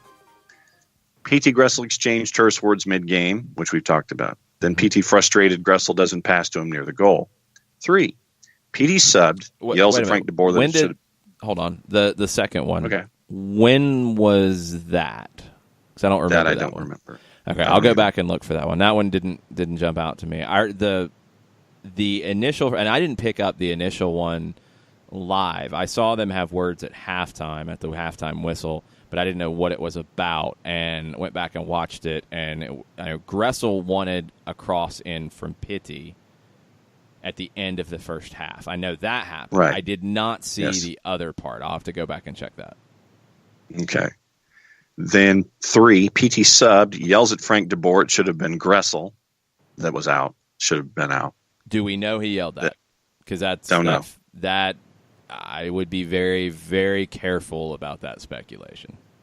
Yes. 4, Gressel scores, stares down Pitti.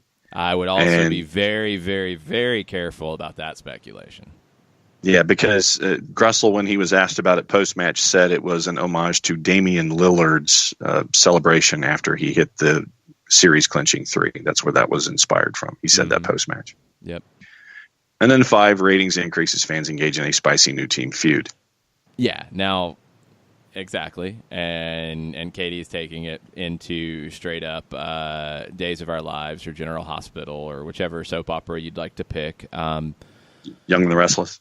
I mean, any of them. It could have been any of them, taking things to go into that direction. But I've seen lots of speculation saying those things, and I really got to be careful with it. I've not had any audio from Pitti yelling at Frank DeBoer that it should have been Gressel subbed out. I do not think that it was Gressel staring down Pitti about after scoring a goal, because then for all of the talk about Pitti not thinking about the team, then it's a problem if Gressel's taking that moment to stare down a teammate. All that stuff. Like, it's all speculation. And it's all reading into things, and none of it would be the case if the team was playing better and getting better results. John Nason. So it looks like Atlanta can top the Eastern Conference by winning their games in hand. Usually prefer points in the bag, but can make an exception to calm the masses. Hashtag on par reaction Monday. Hashtag overreaction Monday. You take care of business. That's what you have to do in front of you right now. Points are the important thing, and we had this conversation last week. Is what do you want? Is it winning? Is it style? Is it winning with style? Is it a certain style? What is it that is desired? And there were a lot of people who said just win. And you won. And you won the match that was in front of you. And honestly, again, I think you do have to be careful about how open you want to approach that match early on, because I think the 3 points is the critical thing here. And you got it. And you did what you needed to do to secure it, both before you scored and after you scored. But then there were a lot of complaints about the way you played on Saturday. First half, you didn't move the ball quick enough. Second half, you did. You adjusted. You took care of business. You won. I'll take it. Bartimus Prime, overreaction Monday, using the hashtag. Still unsatisfied with that performance. PT was disappointing. We only looked like we were going to score after he came off. We scored only one goal. Because of the 10 minutes preceding him coming off. For the minutes before that, Pitti struggled in the first half. But the 10 minutes before, he looked good. He created chances. One cross for himself. One playing Breck Shea and to put in a cross. A couple other moments there, too. So overall, I think that's a bit of a stretch. Go the rest of it, sorry. Second half, we scored only one goal against the team, averaging nearly 3 goals against all season. Bunkering isn't an excuse. It is an excuse because they haven't played that way all season. And that's, again, something you can't just take things at face value. Colorado hasn't played 5 in the back in that way all season. They haven't. They did this time because they didn't want to give up 5 goals. They didn't want to give up 4 goals or 3 goals. They changed to give up less goals. They gave up less goals. That happens. So that's one thing to keep in mind here. Is this isn't how Colorado's played every match, and they've been blitzed. Bunkering, they've been blitzed by teams. No, this is the first time they've done that. Matt and this is one of my favorite Twitter handles that we have here in the listener base, at Matt Probably. Yes. Notice this looking at MLS fantasy numbers, and he has the players who played with their passing numbers. He says, look at the passing numbers for Atlanta. I know it's indicative of a bunker, but this is a great illustration of how not all possession is good possession. We need more protagonistic play. Hashtag Overreaction Monday. This comes back down to it. When teams are going to bunker, you're going to have more passes, period. That's just how it is. They're giving those to you. You're going to have more passes. Out of your passes in this match, 631 passes total. 427 were passes forward, according to Who Scored. I mean, there's only so much you can do. The biggest difference was 42 of 68 long passes in the second half. And that's where you risked more by not keeping possession and trying to break them down by trying to stretch them out and play over the top. It worked. It had an effect. I don't think you want to do that for 90 minutes in that situation because Colorado a couple times broke and you needed to be worried about it. They had 3 shots on goal. You're not going to try to give up an early goal again. It's the goalposts keep moving, with the what needs to be right. In this case, I don't really look at, okay, I think Nagbe had 100 passes, LGP had 100 passes, and that's a bad thing.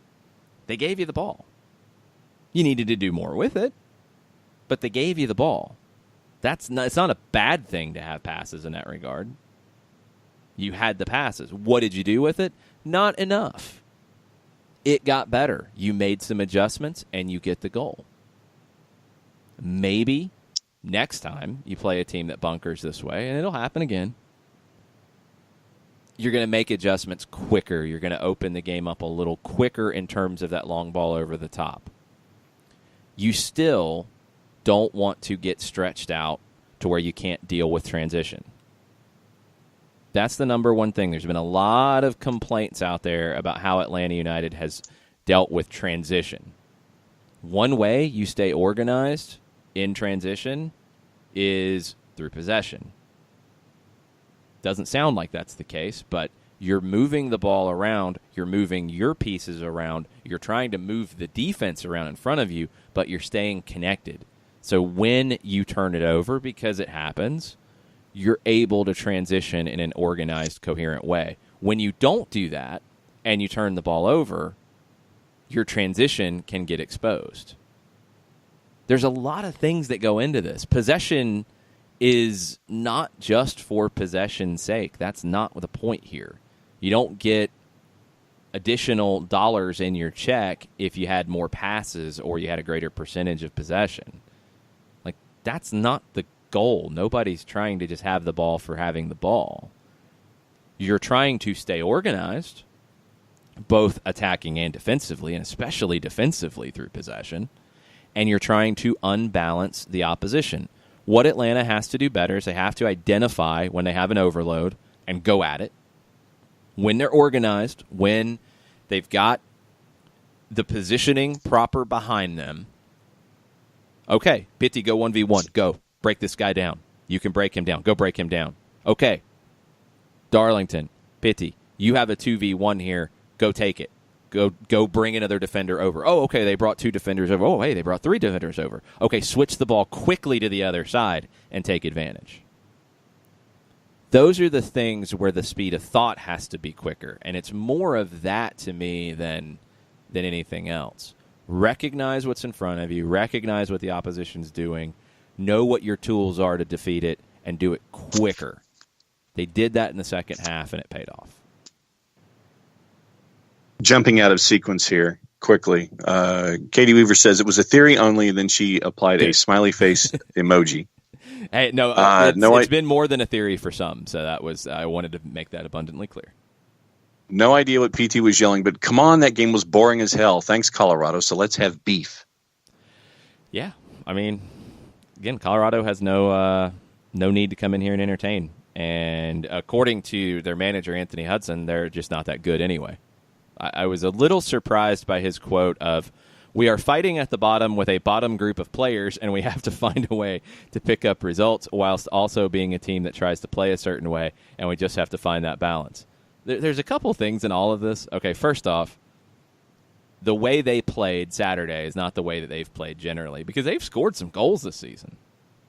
So, okay, you sacrifice that to play this way.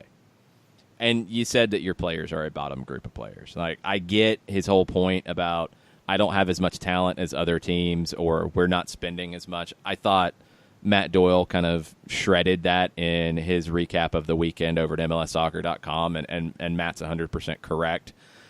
Yeah, you don't have the huge designated players that some teams do, but you're spending a lot of money in TAM and allocation money, and you're spending a lot of money on defenders that just aren't flat out good enough. So you're spending plenty of money defensively, and you're spending it badly. That's your problem. But I don't ever agree with a manager saying that his players aren't good enough. I don't think that is going to be a winning strategy for Anthony Hudson in keeping the locker room and getting the best out of his squad. I think that's a bad fit. But they came in, and that was his way to try to deal with this match, was to play 5 in the back, play 4 midfielders in front, 9 players within 40 yards of the goal. Don't confront the ball until it gets to within the 40 yards of goal. Sit your 4 midfielders in between the gaps of your 5. It was very organized in the first half, with Declan Wynn and Keegan Rosenberry stepping to Atlanta's attacking forwards, attacking wingers, when Gressel and Barco would cut inside. I thought Barco started to realize that and started to drift more with the ball to try to pull and stretch the back line out, and it worked. It was good. I thought the wing backs tried to deal with Atlanta's outside backs when they got forward. The organization from Colorado was impressive, especially because they haven't played that way this season. That's impressive. It broke down over time because they haven't played that way this season.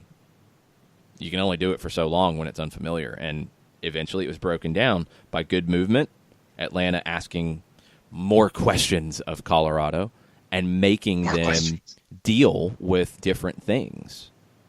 That's good. Needed to happen a little sooner. It's good. You get the 3 points. You get out of town.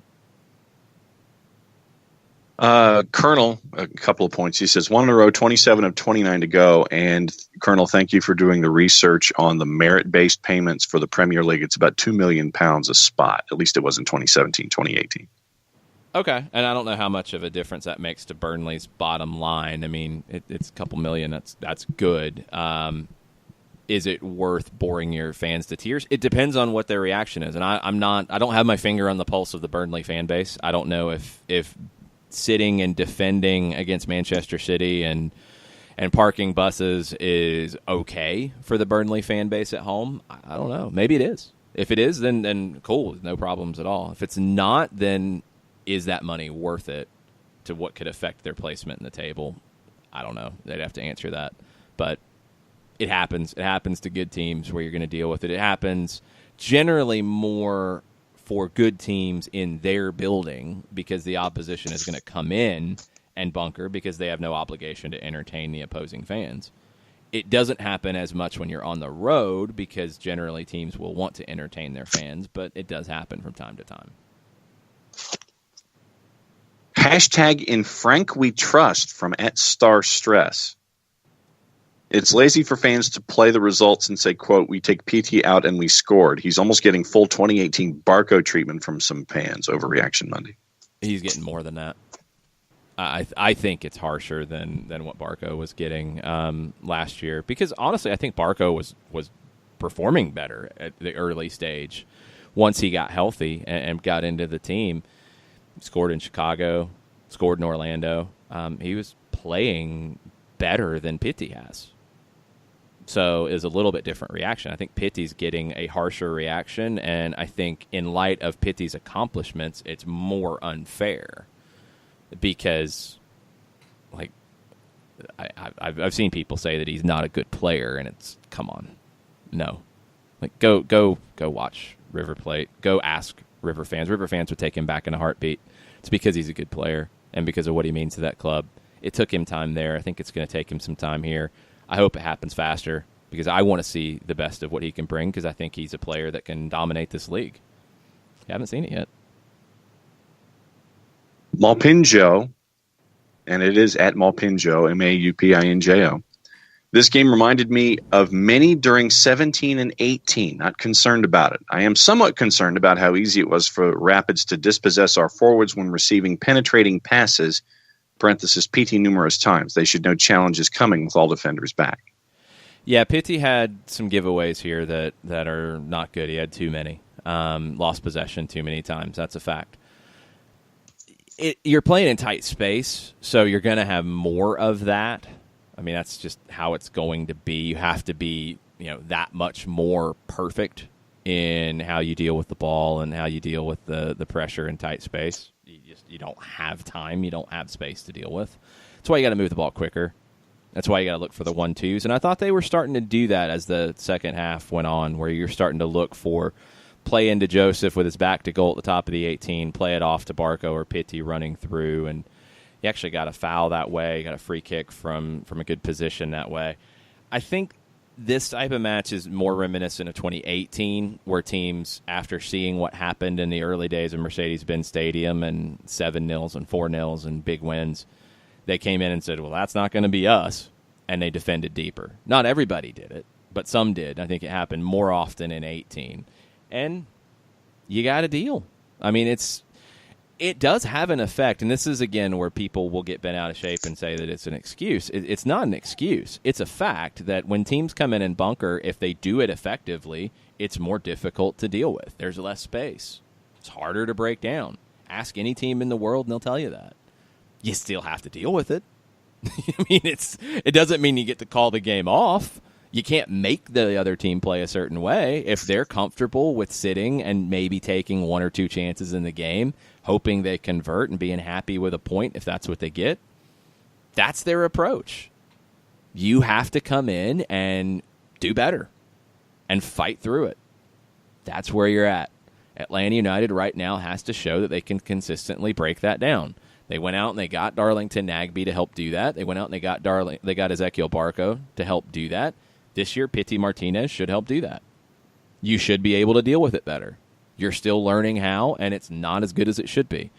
Those adjustments, I want to see them quicker down the road.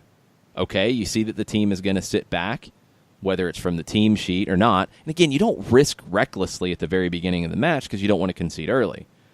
But you grow into the match, and you start... the cliche is really working today.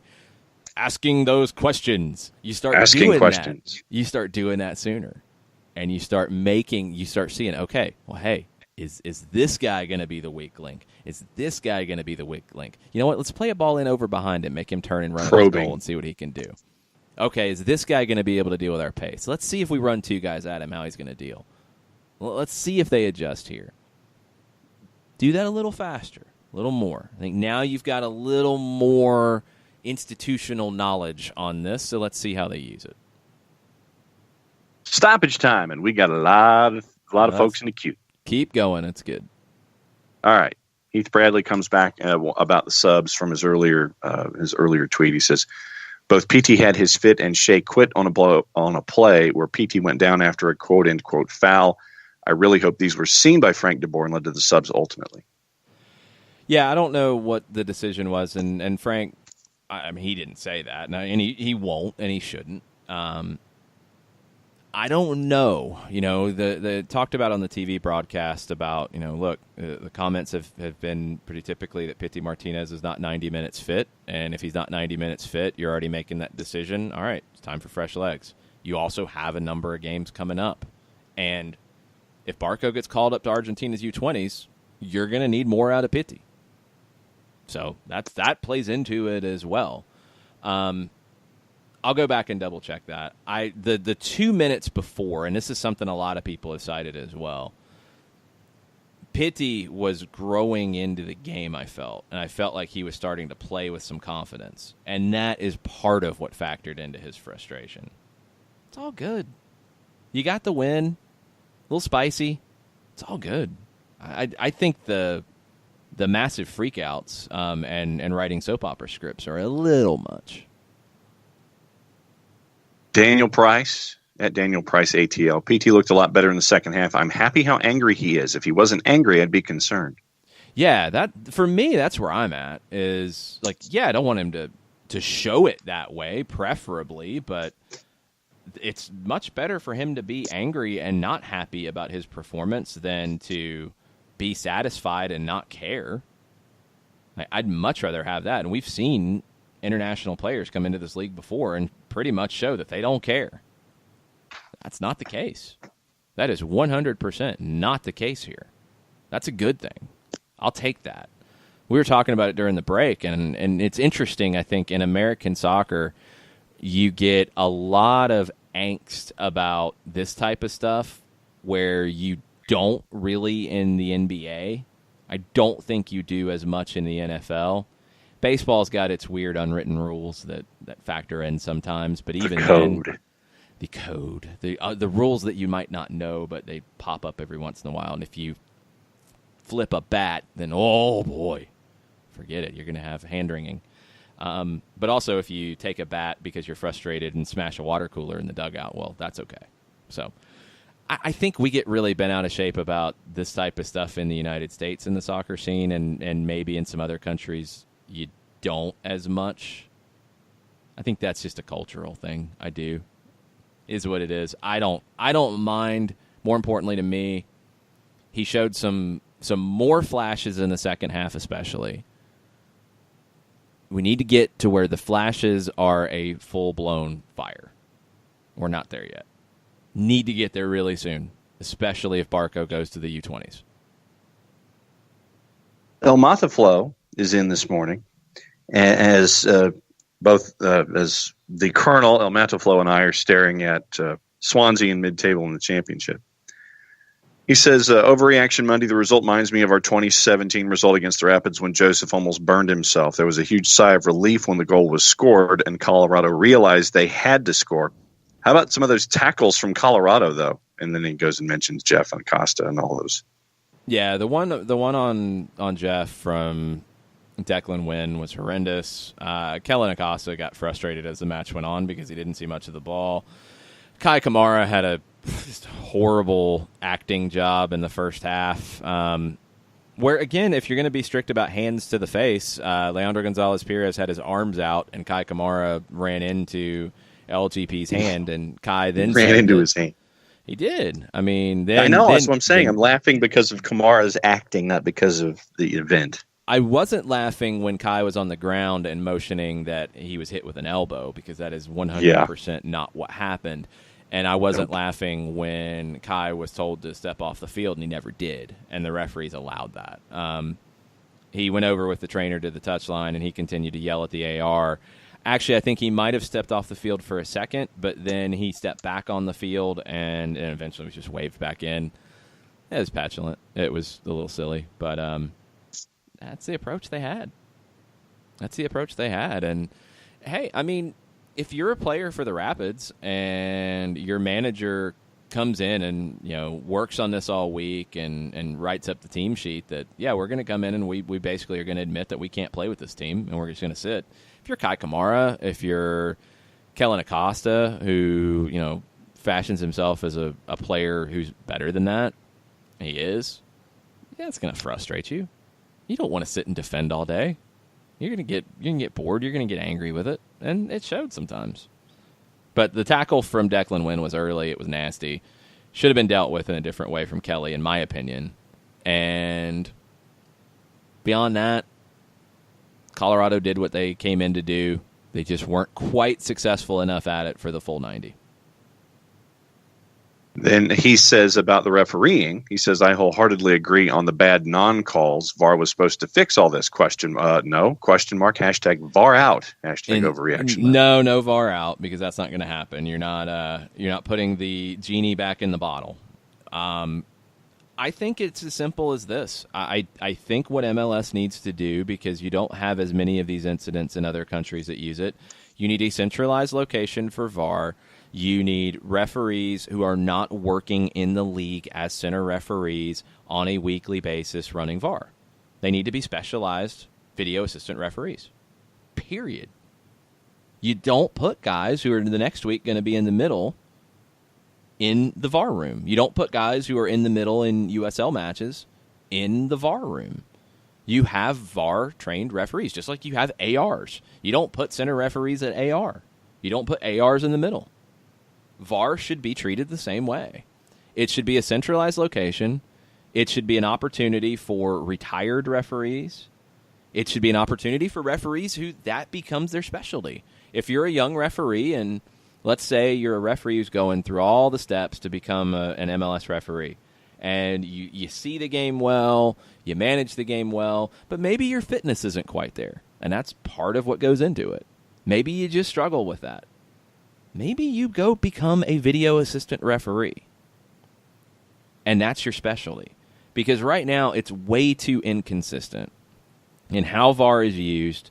There's too many incidents where you might have, and it didn't come up on Saturday, but you had Guido Gonzalez, who has reffed a few matches in Major League Soccer. He's mostly worked in the USL Championship.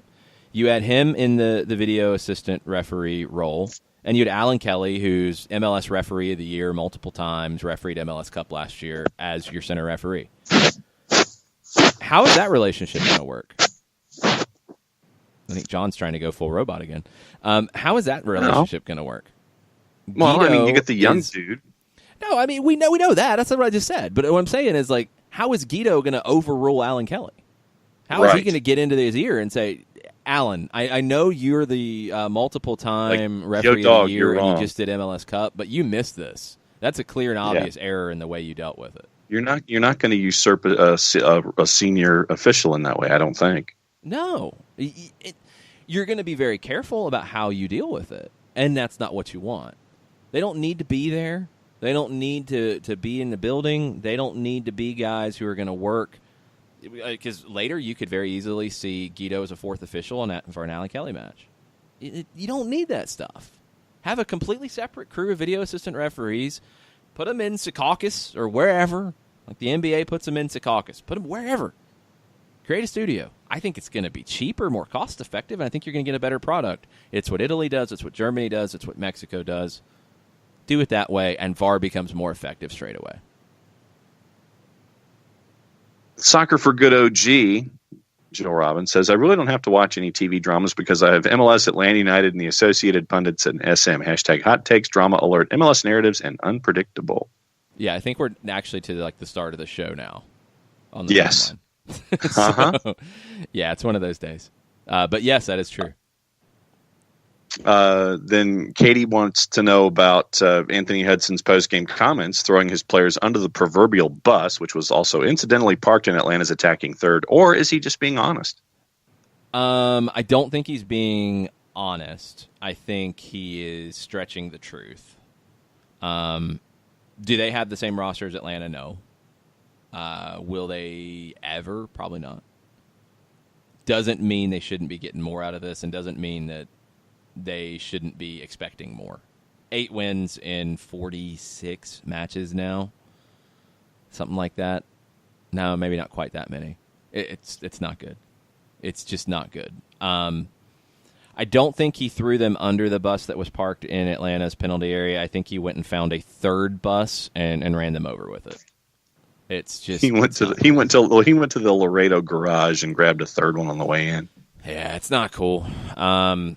I would be very curious to see what the reaction of the roster is to the statement, and I would be very curious to see how this goes down over the next couple of months, because I can't imagine it was well received. And Nathan Pugh, can we talk about the lack of quality in the East? If Atlanta wins their matches in hand and they're tied with DC and Montreal on top, Atlanta's tied for best goals against in an entire league. Crazy, huh? Atlanta will defo make playoffs. I guess that's definitely. Yes. The East is weird. DC jumped out there for a minute. It's like, okay. All right, DC United, they're legit. Watch out. Ooh, LAFC came to town. And, ooh, they went to Minnesota and had Wonderwall sung at them. Yeah. Toronto. Ooh, okay, Toronto, big time. Pozuelo is worth the wait. All that's good. Yes. Ooh. Okay, lost at home to Portland. Okay. Nobody is jumping out. In NYCFC right now, looking pretty good. Montreal, and they're getting results without Piatti. There's things happening, but nobody's running away with it. Atlanta United has to get better. They are definitely a playoff team in the East. If they're not, that's a huge problem, and it's a huge failure. They're a playoff team in the East. I think they're a top 4 team in the East. They have to start playing better to earn that. That's just where you're at right now. Nobody in the East is really lighting things on fire at the moment. Daniel Price, he says, knowing how good PT is, I still want Barco to be taking all the free kicks, fouls, corners, etc. In general, yeah. I feel like one of the things Barco struggled with last year, and I've talked about it before, is being deferential to Miguel. And it was obviously Miguel and Joseph's team last year. I think everybody kind of deferred to those two, as they should have. They were the two figures. This year, Joseph is still one of those guys, but he's not a player who is a figure by himself in the team because he relies on service. Barco is playing better than anyone else, in my opinion. I think Barco is as talented as anyone else in this team, if not more talented. And he should either be given that responsibility, and if it's a situation where De Boer needs to step up and take that away from Barco, feeling like, you know what, I can't argue with the South American Player of the Year. I can't argue with Gressel or whoever on this situation. I'm gonna play my role. If that's the case, and personality-wise he's struggling with some of that, then I'd like to see Frank step up and say, no, he's the guy. Because I think he should be the first choice on free kicks, on corners, and on that type of service. There are situations, though, and I do think Barco's a big enough player in this situation to realize it. There's set-piece opportunities where, man, you'd like to have a left footer take this shot. It's going to work for him, and Pitty's feeling it. Take it. That's okay.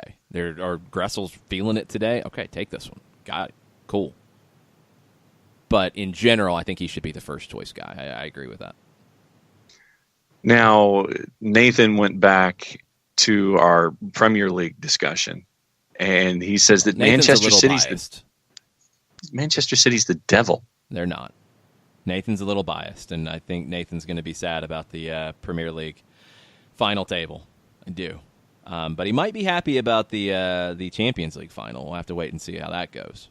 But, yeah, Nathan's just a little biased in this regard. It's okay. It's all good. Dre Jackson with Terminus Legion, he says he's happy for the 3 points, but I came away from this match less confident in Atlanta United. We took a step back from the Dallas match, but did pick up 3 points. Also, Atlanta United is undefeated in games I haven't attended, so there's that.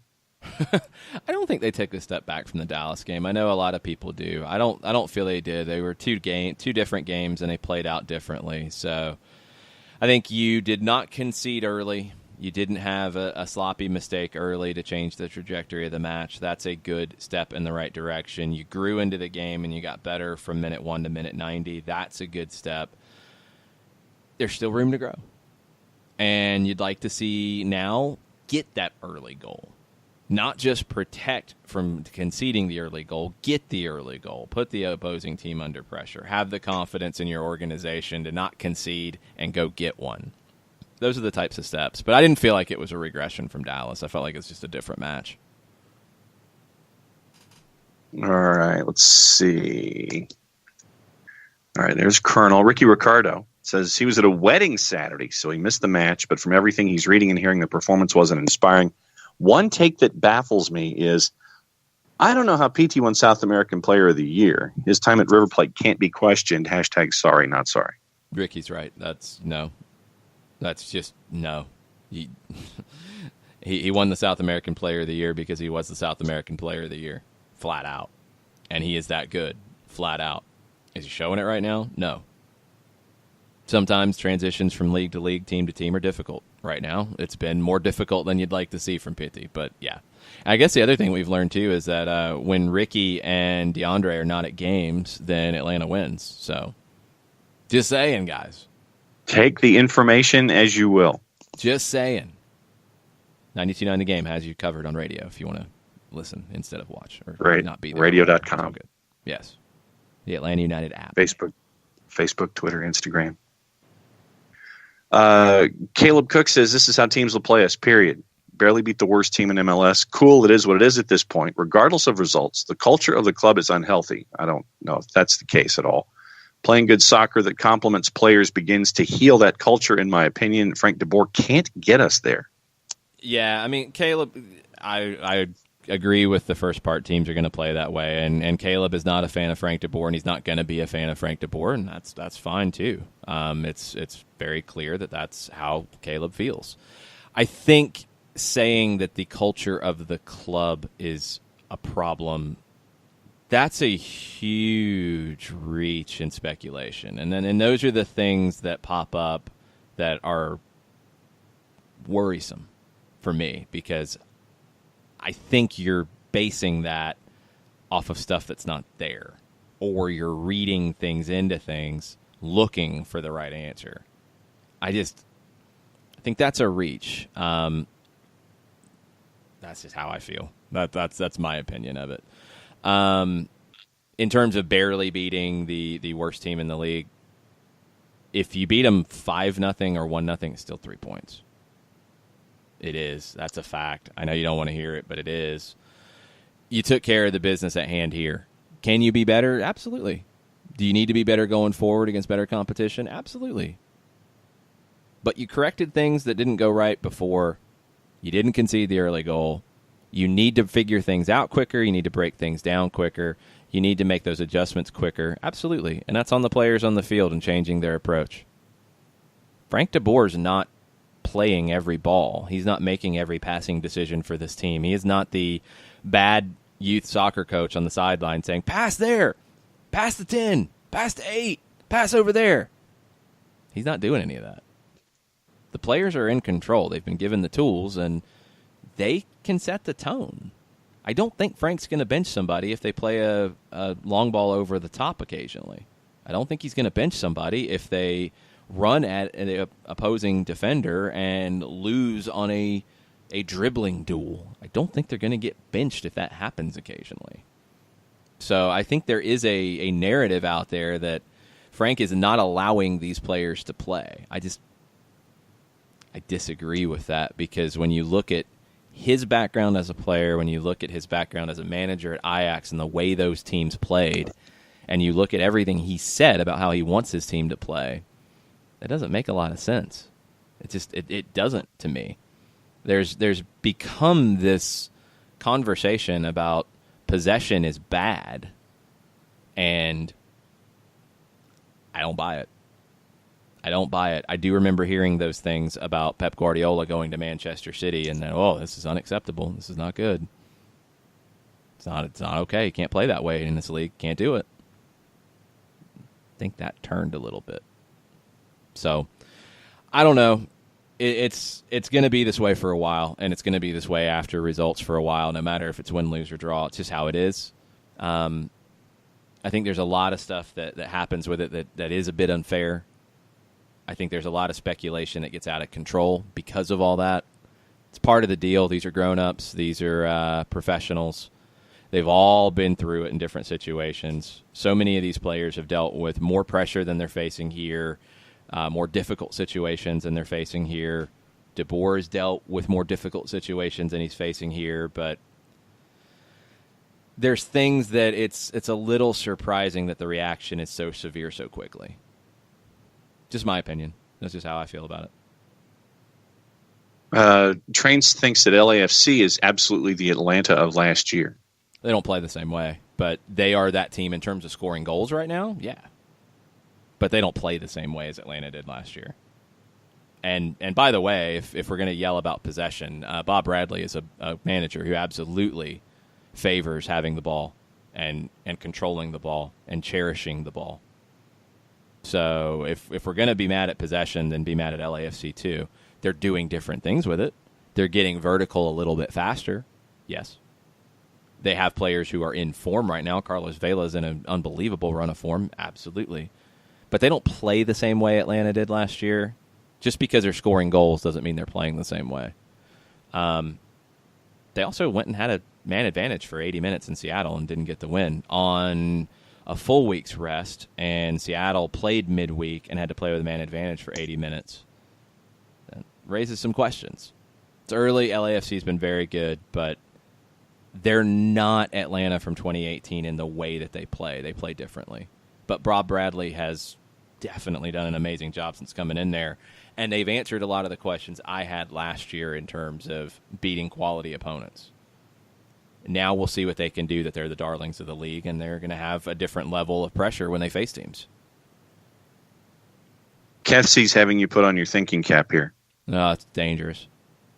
Check on it if you can. I tried, but what I read was not as I remember. The MLS incident where the league may have mishandled an abuse incident was when a fan in Tampa yelled at Mamadou Diallo. He yelled back and reacted, and he was only fined and nothing for the fan. Wow, that's going way back. I don't remember that. The Mamadou Diallo incident I remember is when I think he broke Mike Amon's leg for the Metro Stars, and it was horrendous. And I think the suspension was not what it should have been. And I remember Mike Petke getting fined for scoring a goal and pulling up his shirt, and it was like justice for something. It was a big thing in like 2000, going way back in the MLS annals.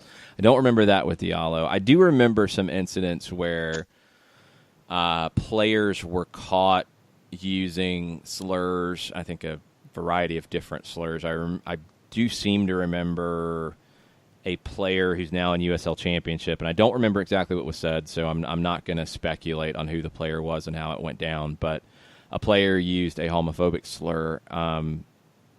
It might have been towards a ball boy or to a fan, and got suspended for it. In terms of the fan part with that incident with Diallo, I don't remember all of that. And you do have to sometimes keep in mind that maybe in the investigation process, not all of the information comes to light until after the fact. So I don't know. I think the league's doing better with it, but do keep in mind stuff like the Kaku suspension. You have to deal with the Players Association, and they have to defend their players, and they're going to protest, and they're going to appeal every single suspension, and you have to deal with it. I don't know what the original suspension was for Kaku. I would imagine it was more than 2 games, and I would imagine that it became 2 games after an appeal process. USL doesn't have that right now, so USL and the Tulsa Roughnecks could say, and I don't know if the league was involved in this decision at all, but the Roughnecks said, we're just firing the guy for what was said to Atiba Harris. We're just firing him.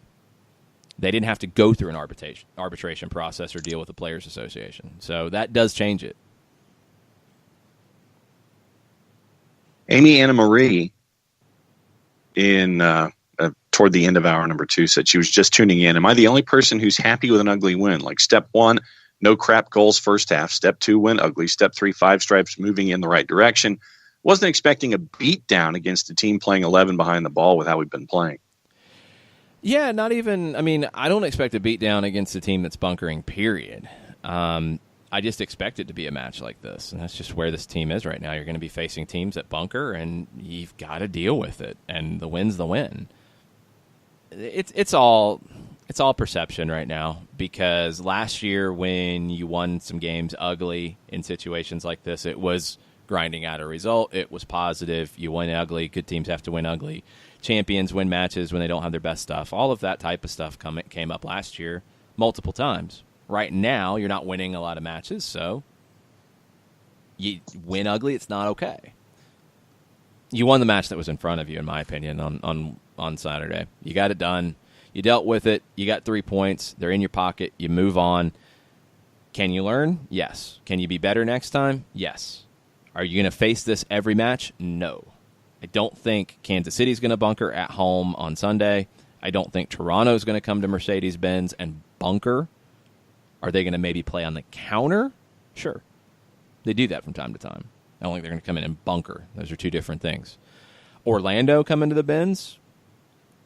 If Orlando bunkers, I think that's a good thing for Atlanta, because I don't think they're good enough defensively to do it, although Robin Johnson has made them better. They're better than they've been, but I don't think they bunker. I don't think they're built that way. I think they're a team that wants to get forward. Then you're going to Vancouver. In Vancouver, they might play defensively in Vancouver. They did against Seattle a few weeks ago and got a scoreless draw, so that might be one where you have to break them down. Then you go to Red Bull Arena, and they're not going to bunker at Red Bull Arena. So you've got a bunch of matches coming up against teams that are not going to do that, and we're going to get a better sense of this team. You also have a bunch of matches coming up. It's a big time. You need to get 3 points here. You got it. You move on. Okay. Percy Herrera, who, by the way, great to see you yesterday at Grady. Yes. And Percy did not punch me, as I was afraid he would at one point. Well, I was shocked that I didn't break the lens on the camera on his phone. I wish I could remember what there was something funny that Percy said that I was like, oh man, Percy's going to punch me when I see it. It became a recurring joke for a while. But Percy was very nice and did not punch me. I thank him for letting me off the hook.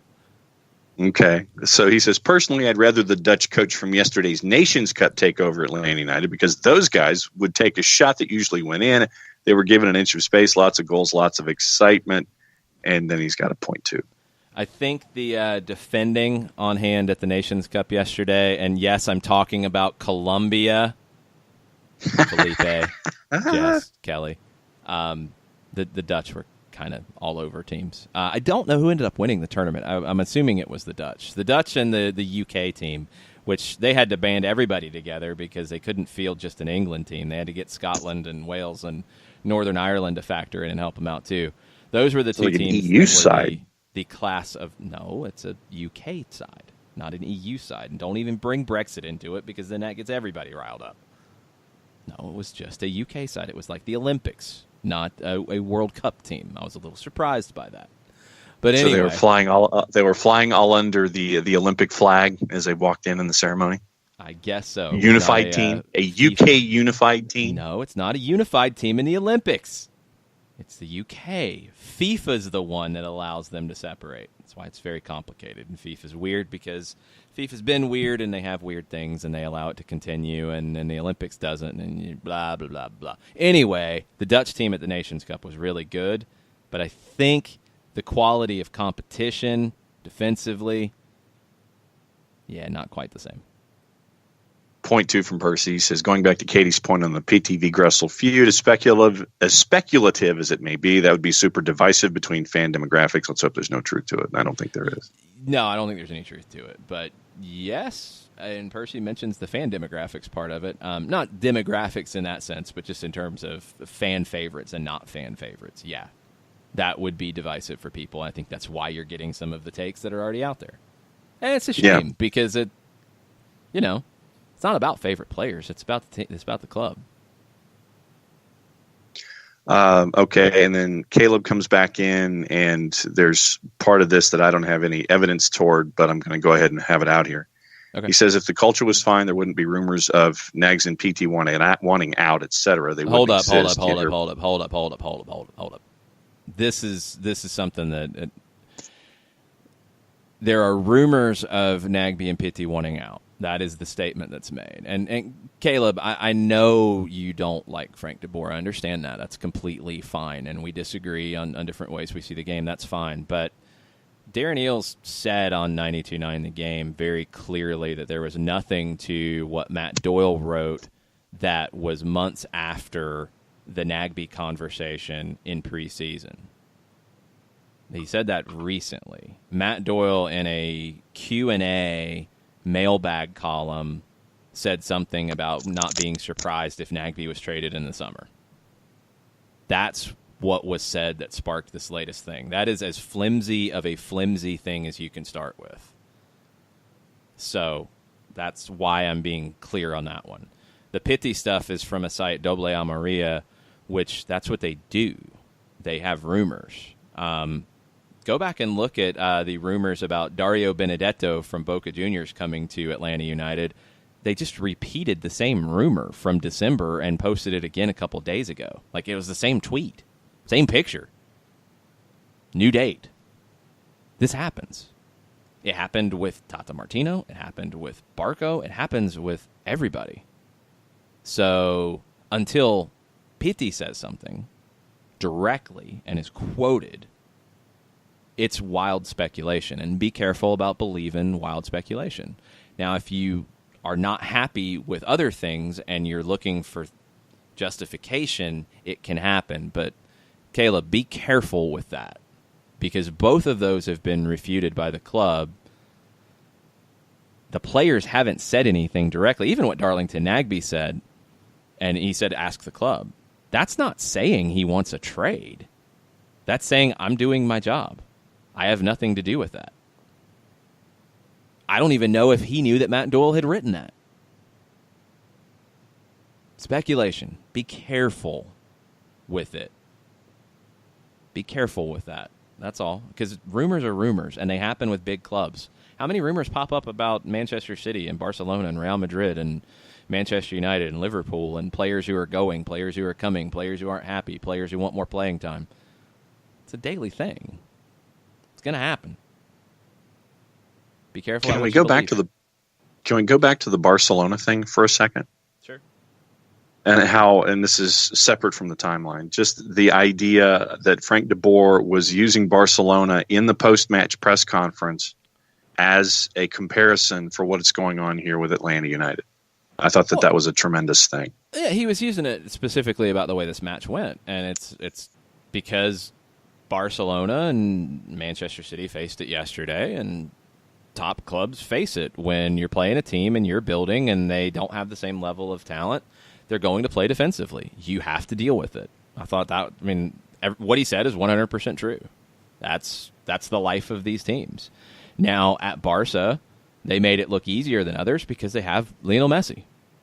You see the comments when people ask Pep Guardiola about Lionel Messi and, do you wish you had Lionel Messi now? Yes. Of course, because he would solve something by himself that nobody else could. It's special. He's a special player. You don't have that. So you need Nagbe, Barco, Pitti, Joseph, Gressel, Tito, every player in this team to solve the problem at hand. Problem at hand is when teams bunker, you have to break them down. Period. You don't have Messi to bail you out because Messi could bail out anybody out of any situation pretty much. He's that special. Not every time, but you have a better chance of a moment of magic out of Lionel Messi than anybody else in the world. Home stretch. Here we go. Ay. Turner the Fox Lab. It's a good dog. It's a good boy. A Red Fox English Lab. I have never heard of a Red Fox English Lab. It's a good boy. 3 points. Didn't give up an early goal. Kept a clean sheet. Good enough for me.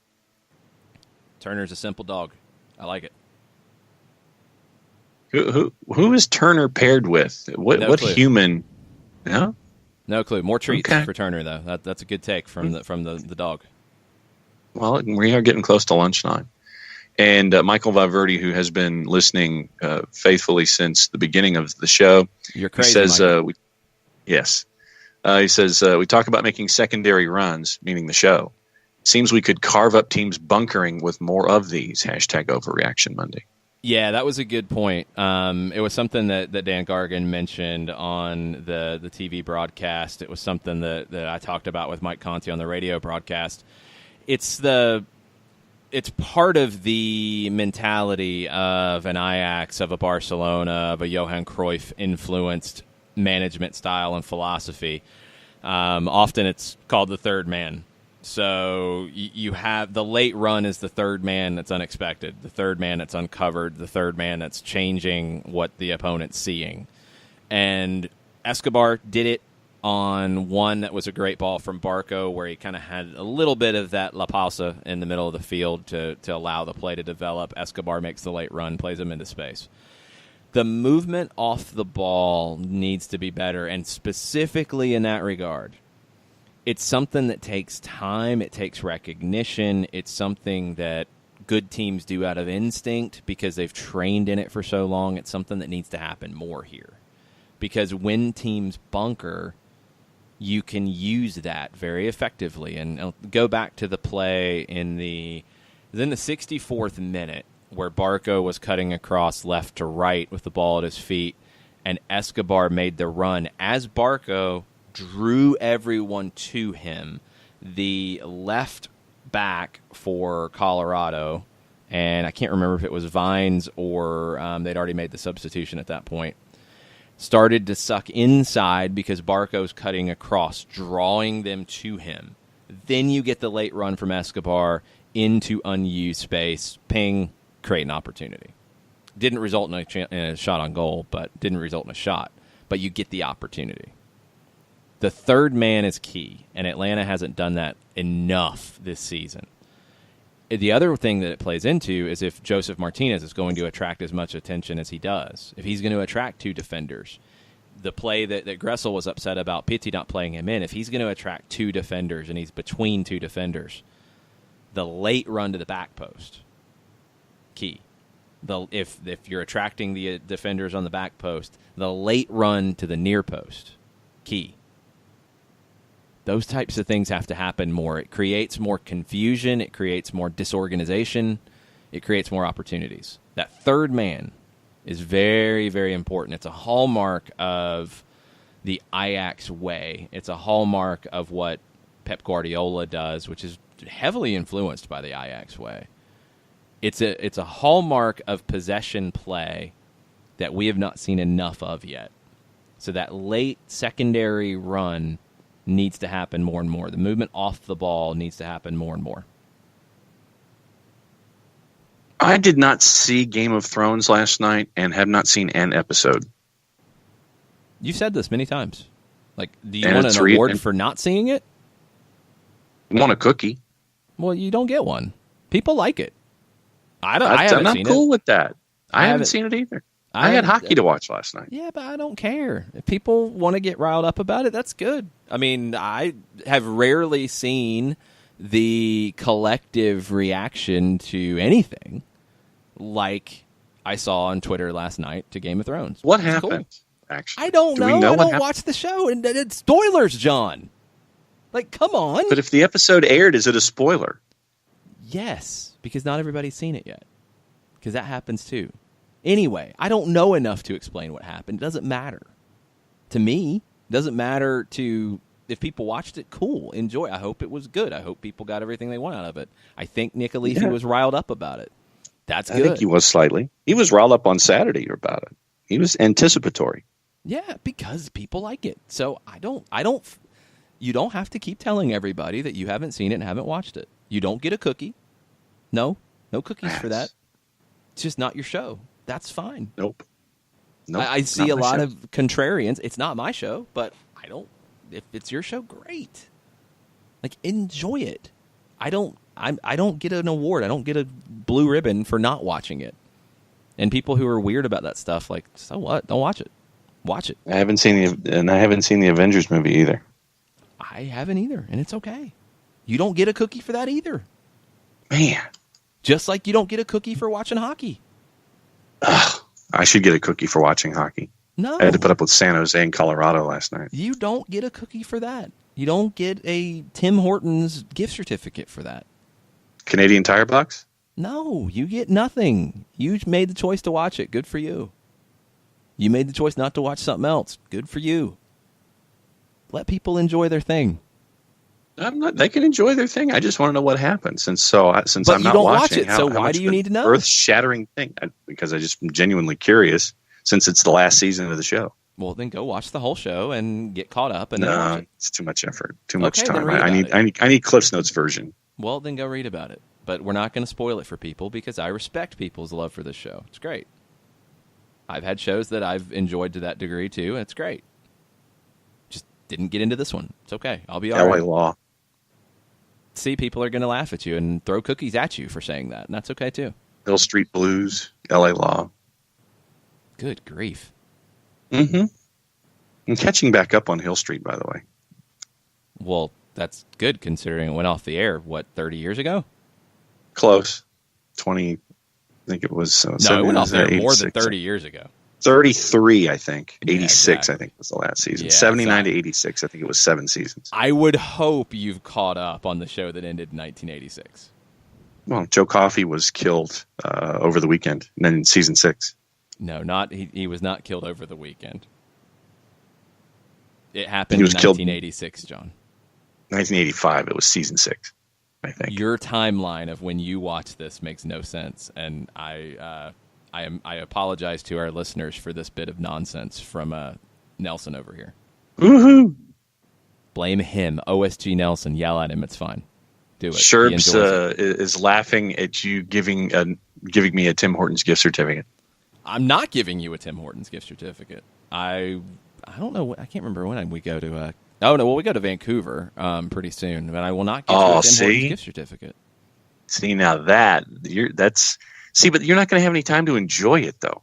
No, I will go get a Tim Hortons and take a picture of it and tweet it at you and text it to you so you see it. You need to get Timbits. No, you need to get Timbits.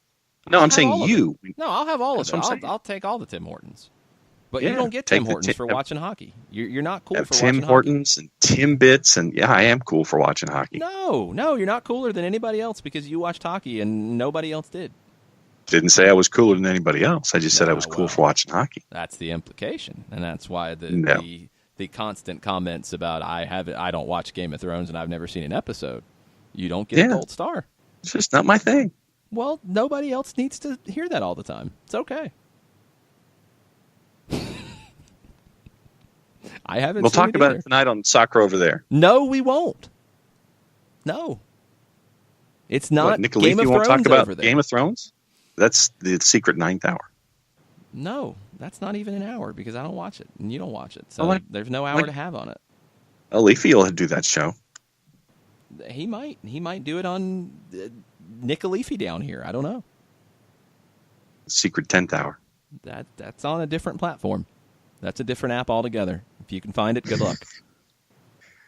The Garlic Bread Warlord app. Something like that. And by the way, Felipe Cardenas did get the man of the match, man of the tournament donation from me at SDH. He tried to organize things for Columbia. Felipe did not have the fitness, I think, to do everything that he wanted to do. But he tried to keep them organized. Well, I mean, it happens. He's a defender. Had the volley. He had a chance for a volley, and he got under it, and it ended up being a bit of a lob wedge and going over the net. He's a defender, and he tried to organize. So he won the donation. Awesome to see everybody out yesterday over at Grady. The ATL Champions League will be at the Children's Healthcare of Atlanta Training Ground in June. I believe it's the second Sunday in June. As we get closer and we know everything going on with that, we'll keep you posted. There will probably be some more fundraising efforts and things along those lines because it's for a great cause. So stay posted. Thanks to everybody who donated, whether you came out to the Soccer Over There party at Re-Raw or donated on your own just from hearing us talk about it. Thank you for supporting the kids over at Soccer in the Streets and providing more soccer programming for them. Every dollar goes further than you'll ever know. It's a great organization at stretching resources, and they do a great job, and they're growing in a big, big way. So keep up the support. Thanks, everybody, for doing that, and thanks, everybody, for listening to this nonstop, almost 3 hours of nonsense, because that's what happens on an Overreaction Monday. We'll be back tomorrow, Tuesday Thoughts, maybe a little more philosophical. We'll have a fantasy update for you tomorrow. We'll see how the league went. See what the commish did over the weekend, and we'll look around the rest of MLS and USL Championship and League One and NWSL and all of the things on a Tuesday Thoughts edition tomorrow at 9 o'clock. Tonight, 6:30, Soccer Over There, all of the other things from outside the U.S., maybe a few things from inside the U.S., mostly outside with Nick Alifi if he's gotten over the Game of Thrones episode from last night. We'll see if he's ready to go. 6:30 on the SDH app, soccerdownhere.net, and Spreaker. Thanks for listening. Lunchtime. Mucha plata, y'all. Mucha soccer in the streets, y'all.